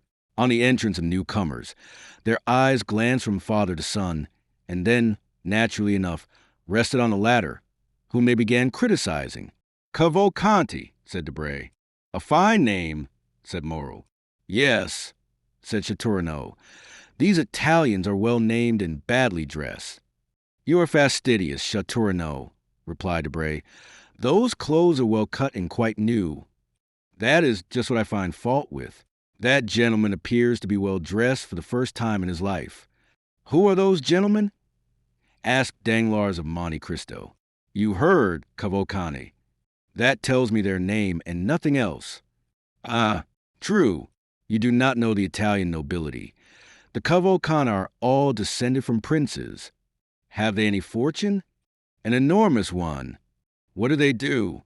"Try to spend it all. They have some business with you, I think, from what they told me the day before yesterday." "I, indeed, invited them here today on your account. I will introduce you to them." "But they appear to speak French with a very pure accent," said Danglars. "The son has been educated in a college in the south, I believe near Marseilles. You will find him quite enthusiastic." "Upon what subject?" asked Madame Danglars. "The French ladies, madame. He has made up his mind to take a wife from Paris." "A fine idea that of his," said Danglars, shrugging his shoulders. Madame Danglars looked at her husband with an expression which, at any other time, would have indicated a storm, but for the second time she controlled herself. "The Baron appears thoughtful today," said Monte Cristo to her. "Are they going to put him in the ministry?" "Not yet, I think. More likely he has been speculating on the bourse and has lost money. And Madame de Villefort, cried Baptistin. They entered. M. de Villefort, notwithstanding his self-control, was visibly affected, and when Monte Cristo touched his hand, he felt it tremble. Certainly, women alone know how to dissimulate, said Monte Cristo to himself, glancing at Madame Danglars, who was smiling on the procurer and embracing his wife. After a short time, the Count saw Bertuccio, who, until then, had been occupied on the other side of the house, glide into an adjoining room. He went to him. "What do you want, Bertuccio?" said he. "Your Excellency has not stated the number of guests." "Ah, true. How many covers? Count for yourself." "Is everyone here, Your Excellency?" "Yes." Bertuccio glanced through the door, which was ajar. The Count watched him. "Good heavens!" he exclaimed. "What is the matter?" said the Count. That woman. Which? The one with a white dress and so many diamonds, the fair one. Madame Danglars? I did not know her name, but it is she, sir, it is she." "Whom do you mean?" "The woman of the garden. She that was enceinte. She who was walking while she waited for her." Bertuccio stood at the open door, with his eyes starting and his hair on end. Waiting for whom? Bertuccio, without answering, pointed to Villefort with something of the gesture Macbeth uses to point out Banquo. "Oh," he at length muttered, "do you see?" "What? Who?" "Him." "Him? M. de Villefort, the king's attorney?" "Certainly I see him." "Then I did not kill him?" "Really, I think you are going mad, good Bertuccio," said the Count. "Then he is not dead." "No. You see plainly he is not dead. Instead of striking between the 6th and 7th left ribs, as your countrymen do, you must have struck higher or lower, and life is very tenacious in these lawyers, or rather there is no truth in anything you have told me. It was a fright of the imagination, a dream of your fancy. You went to sleep full of thoughts of vengeance. They weighed heavily upon your stomach. You had the nightmare, that's all. Come, calm yourself and reckon them up, M. and Madame de Villefort, 2, M. and Madame Danglars, for M. de Château, M. Debray, M. Morel, 7, Major Bartolomeo Cavalcanti, 8. 8, repeated Bertuccio. "Stop. You are in a shocking hurry to be off. You forget one of my guests. Lean a little to the left. Stay. Look at M. Andrea Cavalcanti, the young man in a black coat, looking at Murillo's Madonna. Now he is turning." This time Bertuccio would have uttered an exclamation, had not a look from Monte Cristo silenced him. "Benedetto," he muttered. "Fatality. 6:30 has just struck, and Bertuccio," said the Count severely, "I ordered dinner at that hour, and I do not like to wait." And he returned to his guests, while Bertuccio, leaning against the wall, succeeded in reaching the dining room. 5 minutes afterward the doors of the drawing room were thrown open, and Bertuccio appearing said, with a violent effort, "The dinner waits." The Count of Monte Cristo offered his arm to Madame de Villefort. "M. de Villefort," he said, "will you conduct the Baroness Danglars?" Villefort complied, and they passed on to the dining room. Chapter 63. The dinner. It was evident that one sentiment affected all the guests on entering the dining room. Each one asked what strange influence had brought them to this house, and yet astonished, even uneasy though they were, they still felt that they would not like to be absent. The recent events, the solitary and eccentric position of the Count, his enormous, nay, almost incredible fortune, should have made men cautious, and have altogether prevented ladies visiting a house where there was no one in their own sex to receive them. And yet curiosity had been enough to lead them to overleap the bounds of prudence and decorum, and all present, even including Cavalcanti and his son, notwithstanding the stiffness of the one and the carelessness of the other, were thoughtful on finding themselves assembled at the house of this incomprehensible man. Madame Danglars had started when Villefort, on the Count's invitation, offered his arm, and Villefort felt that his glance was uneasy beneath his gold spectacles, when he felt the arm of the Baroness press upon his own. None of this had escaped the Count, and even by this mere contact of individuals the scene had already acquired considerable interest for an observer. M. de Villefort had on the right hand Madame Danglars, on his left Morel. The Count was seated between Madame de Villefort and Danglars. The other seats were filled by Debray, who was placed between the two Cavalcanti, and by Château, seated between Madame de Villefort and Morel. The repast was magnificent.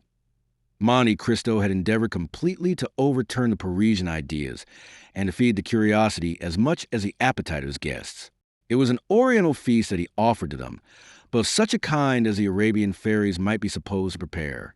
Every delicious fruit that the four quarters of the globe could provide was heaped in vases from China and jars from Japan. Rare birds, retaining their most brilliant plumage, enormous fish, spread upon massive silver dishes, together with every wine produced in the archipelago, Asia Minor, or the Cape, sparkling in bottles, whose grotesque shapes seemed to give an additional flavor to the draught. All these, like one of the displays with which Apicius of old gratified his guests, passed in review before the eyes of the astonished Parisians, who understood that it was possible to expend 1,000 louis upon a dinner for 10 persons, but only on the condition of eating pearls like Cleopatra or drinking refined gold like Lorenzo de Medici. The repast was magnificent. Monte Cristo had endeavored completely to overturn the Parisian ideas and to feed the curiosity as much as the appetite of his guests. It was an oriental feast that he offered to them, but of such a kind as the Arabian fairies might be supposed to prepare. Monte Cristo noticed a general astonishment and began laughing and joking about it. "Gentlemen," he said, "you will admit that, when arrived at a certain degree of fortune, the superfluities of life are all that can be desired, and the ladies will allow that, after having risen to a certain eminence of position, the ideal alone can be more exalted. Now, to follow out this reasoning, what is the marvelous, that which we do not understand? What is it that we really desire, that which we cannot obtain? Now, to see things which I cannot understand, to procure impossibilities, these are the study of my life. I gratify my wishes by two means, my will and my money. I take as much interest in the pursuit of some women as you do, Danglars, in promoting a new railway line, you de Villefort, in condemning a culprit to death, you de Bray, in pacifying a kingdom, you de Château, in pleasing a woman, and you, Morel, in breaking a horse that no one can ride. For example, you see these two fish, one brought from 50 leagues beyond St. Petersburg, the other 5 leagues from Naples. Is it not amusing to see them both on the same table? What are the two fish? Asked Danglars. Thurano, who has lived in Russia, will tell you the name of one, and Major Cavalcanti, who is an Italian, will tell you the name of the other. This one is, I think, a sterlet, said Château, and that one, if I mistake not, a lamprey. Just so. Now, Danglars, ask these gentlemen where they are caught. Sterlets, said Château, are only found in the Volga. And, said Cavalcanti, I know that Lake Fusaro alone supplies lampreys of that size. Exactly. One comes from the Volga, and the other from Lake Fusaro. Impossible, cried all the guests simultaneously. Well, this is just what amuses me, said Monte Cristo. I am like Nero, Cupiter impossibilium, and that is what is amusing you at this moment. This fish, which seems so exquisite to you, is very likely no better than perch or salmon. But it seemed impossible to procure it, and here it is. But how could you have these fish brought to France? Oh, nothing more easy. Each fish was brought over in a cask, one filled with river herbs and weeds, the other with rushes and lake plants. They were placed in a wagon built on purpose, and thus the sterlet lived 12 days, the lamprey 8, and both were alive when my cook seized them, killing one with milk and the other with wine. You do not believe me, Danglars? I cannot help doubting, answered Danglars with a stupid smile. Baptistin, said the Count, have the other fish brought in, the sterlet and the lamprey which came in the other casks, and which are yet alive. Danglars opened his bewildered eyes. The company clapped their hands.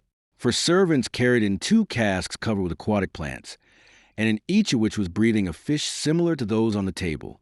But why have 2 of each sort? Asked Danglars. Merely because one might have died, carelessly answered Monte Cristo.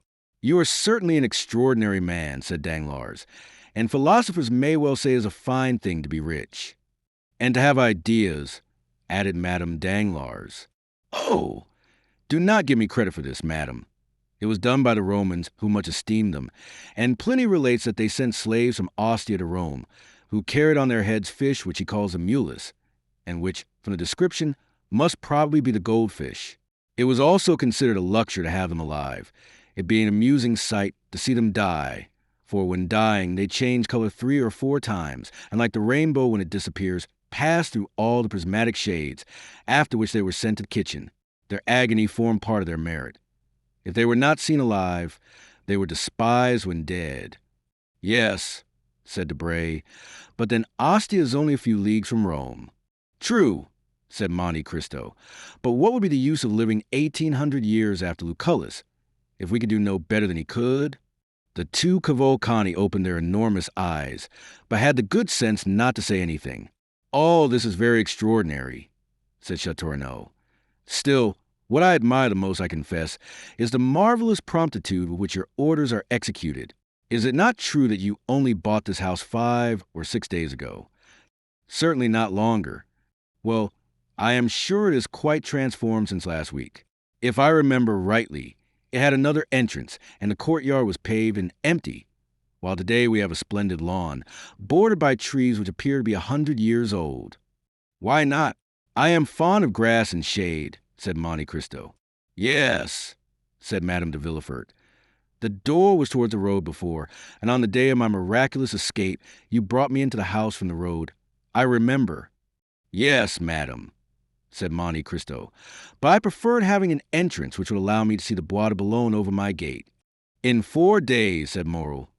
It is extraordinary. Indeed, said Château. It seems quite miraculous to make a new house out of an old one, for it was very old and dull too. I recollect coming from my mother to look at it when M. de Saint-Méran advertised it for sale 2 or 3 years ago. And de Saint-Méran? Said Madame de Villefort. Then this house belonged to M. de Saint-Méran before you bought it? It appears so, replied Monte Cristo. Is it possible that you do not know of whom you purchased it? Quite so. My steward transacts all this business for me. It is certainly 10 years since the house had been occupied, said Château, and it was quite melancholy to look at it, with the blinds closed, the doors locked, and the weeds in the court. Really, if the house had not belonged to the father-in-law of Procureur, one might have thought it some accursed place where a horrible crime had been committed. Villefort, who had hitherto not tasted the 3 or 4 glasses of rare wine which were placed before him, here took one and drank it off. Monte Cristo allowed a short time to elapse, and then said, "It is singular, Baron, but the same idea came across me the first time I came here. It looks so gloomy I should never have bought it if my steward had not taken the matter into his own hands. Perhaps the fellow had been bribed by the notary. It is probable," stammered out Villefort, trying to smile, "but I can assure you that I had nothing to do with any such proceeding. This house is part of Valentine's marriage portion, and M. de Saint-Méran wished to sell it, for if it had remained another year or 2 uninhabited, it would have fallen to ruin." It was Morel's turn to become pale. "There was, above all, one room," continued Monte Cristo, "very plain in appearance, hung with red damask, which, I know not why, appeared to me quite dramatic." "Why so?" said Danglars. "Why dramatic?" "Can we account for instinct?" said Monte Cristo. "Are there not some places where we seem to breathe sadness? Why, we cannot tell.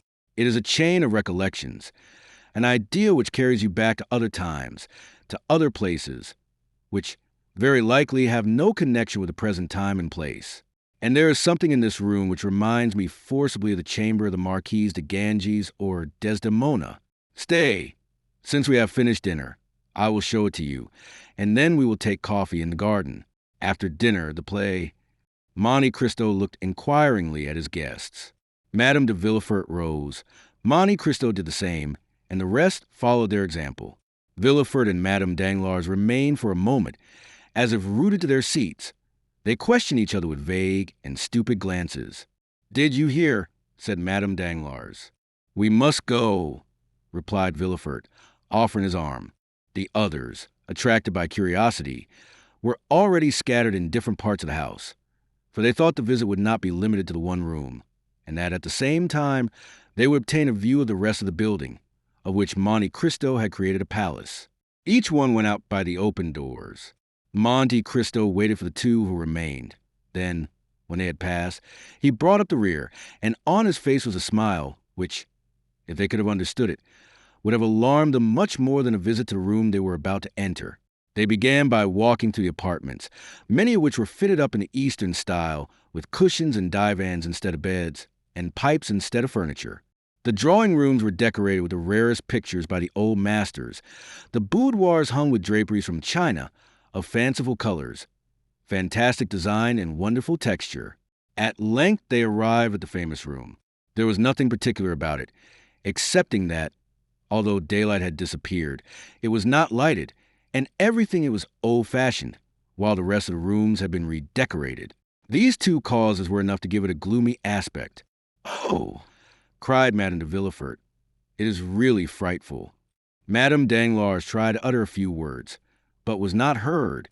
Many observations were made, the import of which was a unanimous opinion that there was something sinister about the room.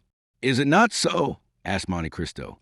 "Look at that large, clumsy bed, hung with such gloomy, blood-colored drapery, and those two crayon portraits that have faded from the dampness. Do they not seem to say, with their pale lips and staring eyes, 'We have seen'?" Villefort became livid. Madame Danglars fell into a long seat placed near the chimney. "Oh," said Madame de Villefort, smiling, "are you courageous enough to sit down upon the very seat perhaps upon which the crime was committed?" Madame Danglars rose suddenly. "And then," said Monte Cristo, "this is not all." "What is there more?" said Debray, who had not failed to notice the agitation of Madame Danglars. "Ah, what else is there?" said Danglars. "For at present, I cannot say that I have seen anything extraordinary. What do you say, M. Cavalcanti?" "Ah," said he, "we have at Pisa, Ugolino's tower, at Ferrara, Tasso's prison, at Rimini, the room of Francesca and Paolo." "Yes, but you have not this little staircase," said Monte Cristo, opening a door concealed by the drapery. "Look at it, and tell me what you think of it." "What a wicked-looking, crooked staircase," said Château with a smile. "I do not know whether the wine of Chios produces melancholy, but certainly everything appears to me black in this house," said Debray. Ever since Valentine's dowry had been mentioned, Moreau had been silent and sad. "Can you imagine," said Monte Cristo, some Othello or Abbé de Ganges, one stormy, dark night, descending these stairs step by step, carrying a load which he wishes to hide from the sight of man, if not from God? Madame Danglars half fainted on the arm of Villefort, who was obliged to support himself against the wall. "Ah, madame," cried Debray, "what is the matter with you? How pale you look!" "It is very evident what is the matter with her," said Madame de Villefort. "M. de Monte Cristo is relating horrible stories to us, doubtless intending to frighten us to death." "Yes," said Villefort. "Really, Count, you frighten the ladies." "What is the matter?" asked Debray in a whisper of Madame Danglars. "Nothing," she replied with a violent effort. "I want air, that is all." "Will you come into the garden?" said Debray, advancing towards a back staircase. "No, no," she answered. "I would rather remain here." "Are you really frightened, madame?" said Monte Cristo. "Oh, no, sir," said Madame Danglars. "But you suppose scenes in a manner which gives them the appearance of reality." "Ah, yes," said Monte Cristo, smiling. "It is all a matter of imagination. Why should we not imagine this the apartment of an honest mother, and this bed with red hangings, a bed visited by the goddess Lucina, and that mysterious staircase, the passage through which, not to disturb their sleep, the doctor and nurse pass, or even the father carrying the sleeping child?" Here Madame Danglars, instead of being calmed by the soft picture, uttered a groan and fainted. "Madame Danglars is ill," said Villefort. "It would be better to take her to her carriage." "Oh, mon Dieu," said Monte Cristo, "and I have forgotten my smelling bottle." "I have mine," said Madame de Villefort, and she passed over to Monte Cristo a bottle full of the same kind of red liquid whose good properties the Count had tested on Edward. "Ah," said Monte Cristo, taking it from her hand. "Yes," she said, "at your advice I have made the trial. And have you succeeded?" "I think so." Madame Danglars was carried into the adjoining room. Monte Cristo dropped a very small portion of the red liquid upon her lips. She returned to consciousness. "Ah!" she cried. "What a frightful dream!" Villefort pressed her hand to let her know it was not a dream. They looked for M. Danglars. But, as he was not especially interested in poetical ideas, he had gone into the garden and was talking with Major Cavalcanti on projected railway from Leghorn to Florence. Monte Cristo seemed in despair. He took the arm of Madame Danglars and conducted her into the garden, where they found Danglars taking coffee between the Cavalcanti. "Really, madam," he said, "did I alarm you much?" "Oh, no, sir," she answered. "But you know, things impress us differently, according to the mood of our minds." Villefort forced a laugh. "And then, you know," he said, "an idea, a supposition, is sufficient." "Well," said Monte Cristo, "you may believe me if you like, but it is my opinion that a crime has been committed in this house." "Take care," said Madame de Villefort. "The king's attorney is here." "Ah," replied Monte Cristo. "Since that is the case, I will take advantage of his presence to make my declaration." "Your declaration?" said Villefort. "Yes, before witnesses." "Oh, this is very interesting," said Debray. "If there really has been a crime, we will investigate it." "There has been a crime," said Monte Cristo. "Come this way, gentlemen. Come, Madame Villefort. For a declaration to be available should be made before the competent authorities." He then took Villefort's arm, and at the same time, holding that of Madame Danglars under his own, he dragged the procureur to the plantain tree, where the shade was thickest. All the other guests followed. "Stay," said Monte Cristo. "Here, in this very spot," and he stamped upon the ground. "I had the earth dug up and fresh mold put in to refresh these old trees. Well, my man, digging, found a box, or rather, the ironwork of a box, in the midst of which was a skeleton of a newly born infant." Monte Cristo felt the arm of Madame Danglars stiffen, while that of Villefort trembled. "A newly born infant," repeated Debray. "This affair becomes serious." "Well," said Château, "I was not wrong just now then, when I said that houses had souls and faces like men, and that their exteriors carried the impress of their characters. This house was gloomy because it was remorseful. It was remorseful because it concealed a crime." "Who said it was a crime?" asked Villefort with a last effort. "How? Is it not a crime to bury a living child in the garden?" cried Monte Cristo. "And pray what do you call such an action? But who said it was buried alive?" "Why, bury it there if it were dead. This garden has never been a cemetery." "What is done to infanticides in this country?" asked Major Cavalcanti innocently. "Oh, their heads are soon cut off," said Danglars. "Ah, indeed," said Cavalcanti. "I think so. Am I not right, into Villefort?" asked Monte Cristo. "Yes, Count," replied Villefort, in a voice now scarcely human. Monte Cristo, seeing that the two persons for whom he had prepared this scene could scarcely endure it, and not wishing to carry it too far, said, "Come, gentlemen, some coffee. We seem to have forgotten it." And he conducted the guests back to the table on the lawn. "Indeed, Count," said Madame Danglars, "I am ashamed to own it, but all your frightful stories have so upset me that I must beg you to let me sit down." And she fell into a chair. Monte Cristo bowed and went to Madame de Villefort. "I think Madame Danglars again requires your bottle," he said. But before Madame de Villefort could reach her friend, the procureur had found time to whisper to Madame Danglars, "I must speak to you." "When?" "Tomorrow." "Where?" "In my office, or in the court, if you like. That is the surest place." "I will be there." At this moment, Madame de Villefort approached. "Thanks, my dear friend," said Madame Danglars, trying to smile. "It is over now, and I am much better." Chapter 64. The Beggar. The evening passed on. Madame de Villefort expressed a desire to return to Paris, which Madame Danglars had not dared to do, notwithstanding the uneasiness she experienced. On his wife's request, M. de Villefort was the first to give the signal of departure. He offered a seat in his landau to Madame Danglars, that she might be under the care of his wife. As for M. Danglars, absorbed in an interesting conversation with M. Cavalcanti, he paid no attention to anything that was passing. While Monte Cristo had begged the smelling bottle of Madame de Villefort, he had noticed the approach of Villefort to Madame Danglars, and he soon guessed all that had passed between them, though the words had been uttered in so low a voice as hardly to be heard by Madame Danglars. Without opposing their arrangements, he allowed Morrel, Château, and Debray to leave on horseback, and the ladies in M. de Villefort's carriage. Danglars, more and more delighted with Major Cavalcanti, had offered him a seat in his carriage. Andrea Cavalcanti found his tilbury waiting at the door. The groom, in every respect a caricature of the English fashion, was standing on tiptoe to hold a large iron-gray horse. Andrea had spoken very little during dinner. He was an intelligent lad, and he feared to utter some absurdity before so many grand people, amongst whom, with dilating eyes, he saw the king's attorney. Then he had been seized upon by Danglars, who, with a rapid glance at the stiff-necked old major and his modest son, and taking into consideration the hospitality of the count, made up his mind that he was in society of some nabob come to Paris to finish the worldly education of his heir.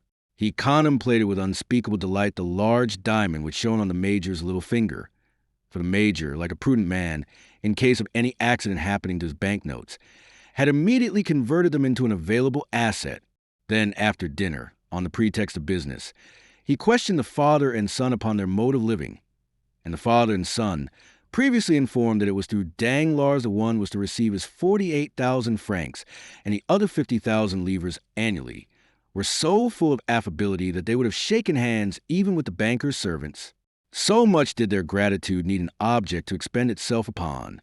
One thing above all the rest heightened the respect, nay, almost a veneration, of Danglars for Cavalcanti.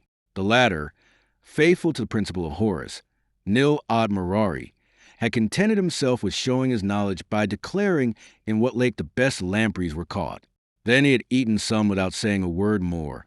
Danglars, therefore, concluded that such luxuries were common at the table of the illustrious descendant of the Cavalcanti, who most likely in Lucca fed upon trout brought from Switzerland and lobster sent from England, by the same means used by the Count to bring the lampreys from Lake Fusaro and the sterlet from Volga.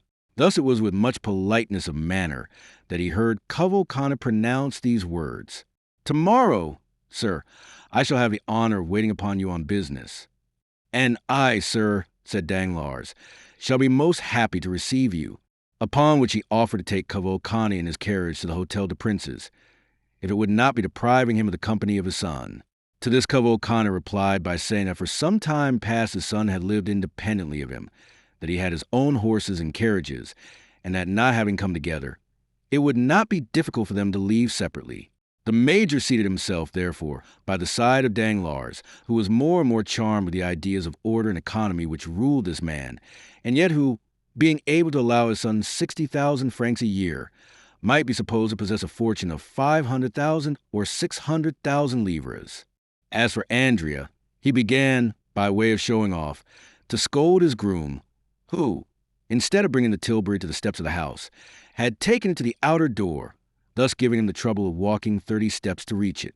The groom heard him with humility, took the bit of the impatient animal with his left hand, and with the right held out the reins to Andrea, who, taking them from him, rested his polished boot lightly on the step. At that moment a hand touched his shoulder.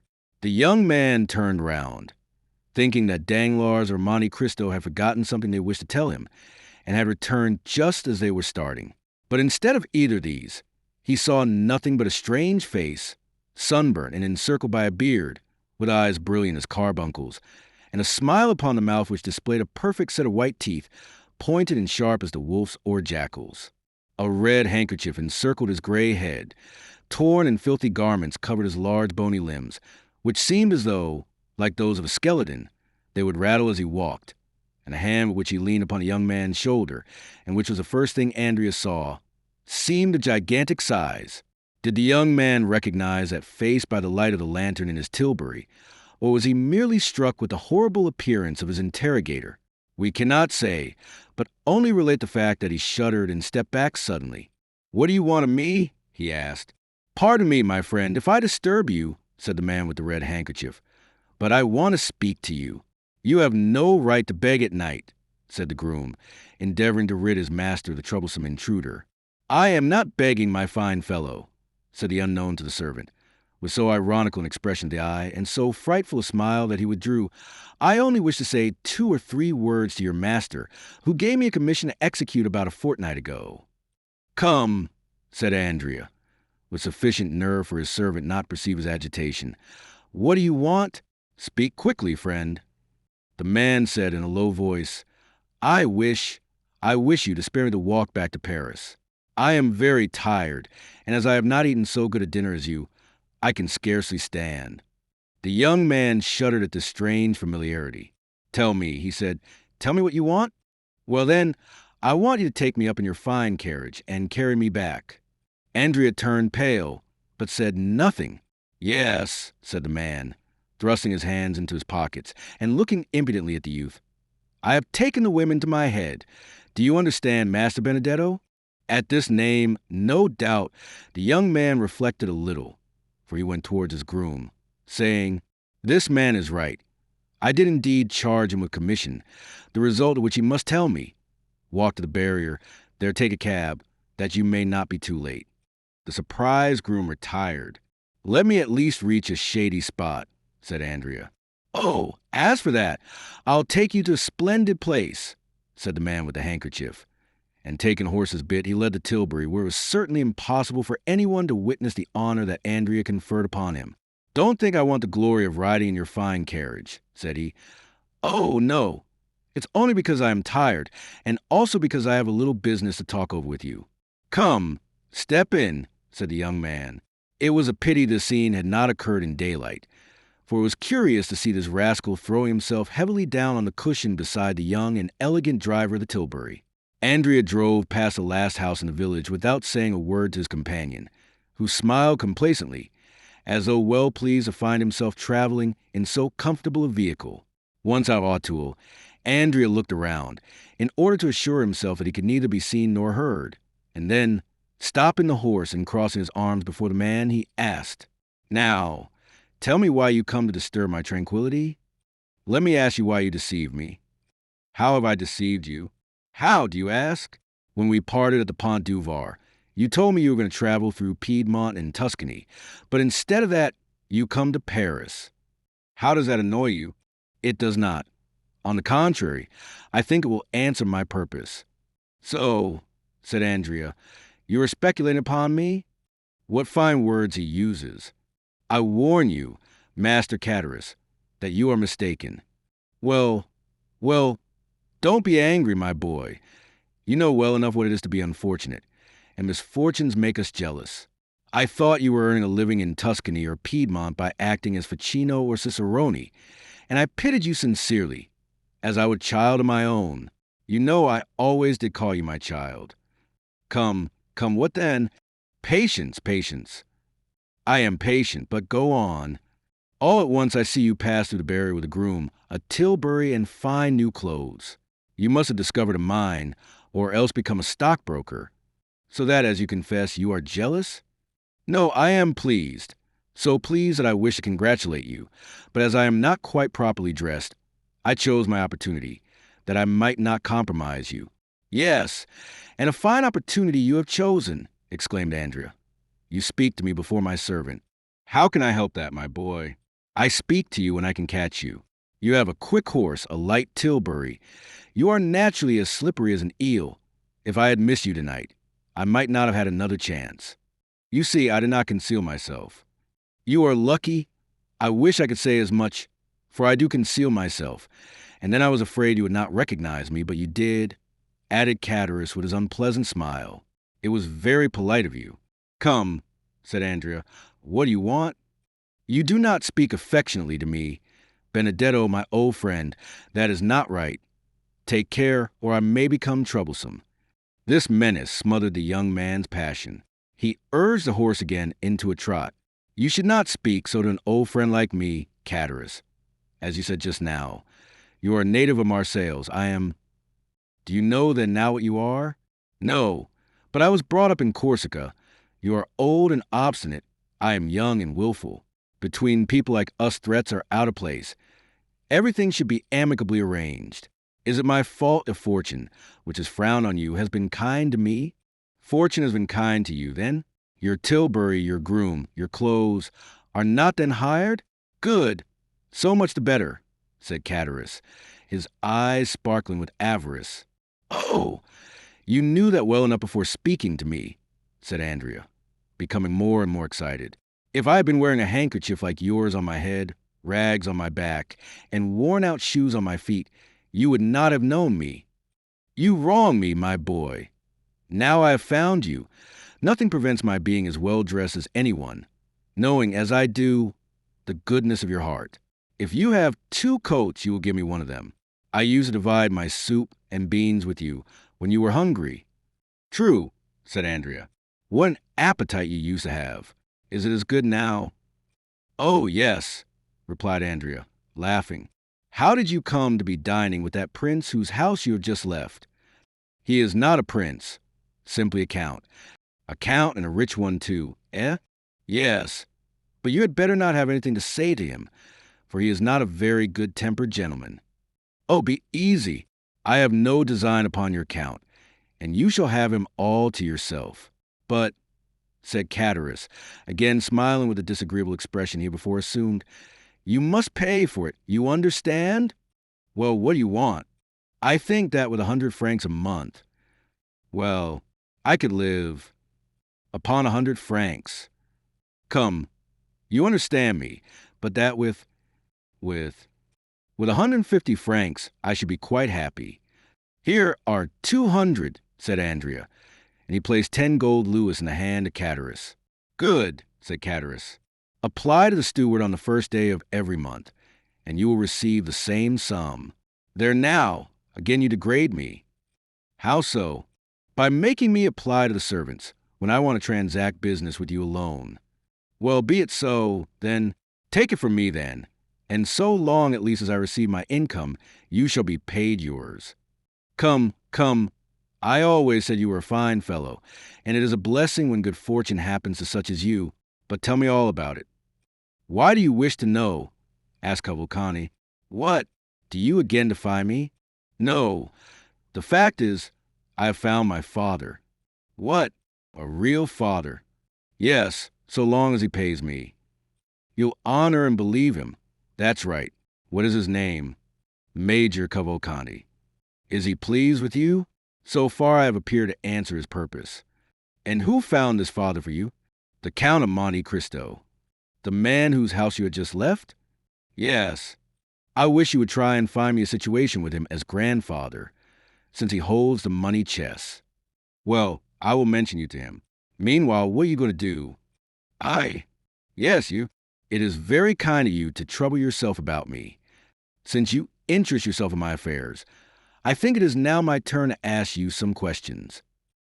True.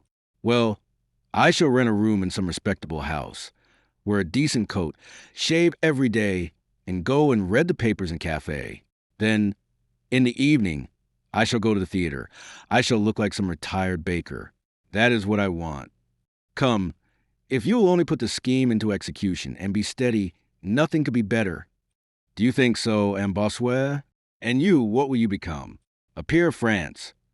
Said Andrea, who knows? Major Cavalcanti is already one. Perhaps, but then hereditary rank is abolished. No politics, Chatteris. And now that you have all you want, and that we understand each other, jump down from the Tilbury and disappear. Not at all, my good friend. How? Not at all. Why? Just think for a moment. With this red handkerchief on my head, with scarcely any shoes, no papers, and 10 gold Napoleons in my pocket, without reckoning what was there before, making all about 200 francs. Why? I should certainly be arrested at the barriers. Then, to justify myself, I should say that you gave me the money. This would cause inquiries. It would be found that I left alone without giving due notice, and I should then be escorted back to the shores of the Mediterranean. Then I should become simply number 106, and goodbye to my dream of resembling a retired baker. No, my boy. I prefer remaining honorably in the capital. Andrea scowled. Certainly, as he had himself owned. The reputed son of Major Cavalcanti was a willful fellow. He drew up for a minute, threw a rapid glance around him, and then his hand fell instantly into his pocket, where it began playing with a pistol. But meanwhile Chatteris, who had never taken his eyes off his companion, passed his hand behind his back, and opened a long Spanish knife, which he always carried with him, to be ready in case of need. The two friends, as we see, were worthy of and understood one another. Andrea's hand left his pocket inoffensively, and was carried up to the red mustache, which it played with for some time. "Good Chatteris," he said, "how happy you will be." "I will do my best," said the innkeeper of the Pont du Gard, shutting up his knife. "Well, then we will go into Paris. But how will you pass through the barrier without exciting suspicion? It seems to me that you are in more danger riding than on foot." "Wait," said Chatteris, "we shall see." He then took the greatcoat with the large collar, which the groom had left behind in the tilbury, and put it on his back. Then he took off Cavalcante's hat, which he placed upon his own head, and finally he assumed the careless attitude of a servant whose master drives himself. "But tell me," said Andrea, "am I to remain bareheaded?" "Pooh," said Chatteris. "It is so windy that your hat can easily appear to blown off." Come, enough of this," said Cavalcanti.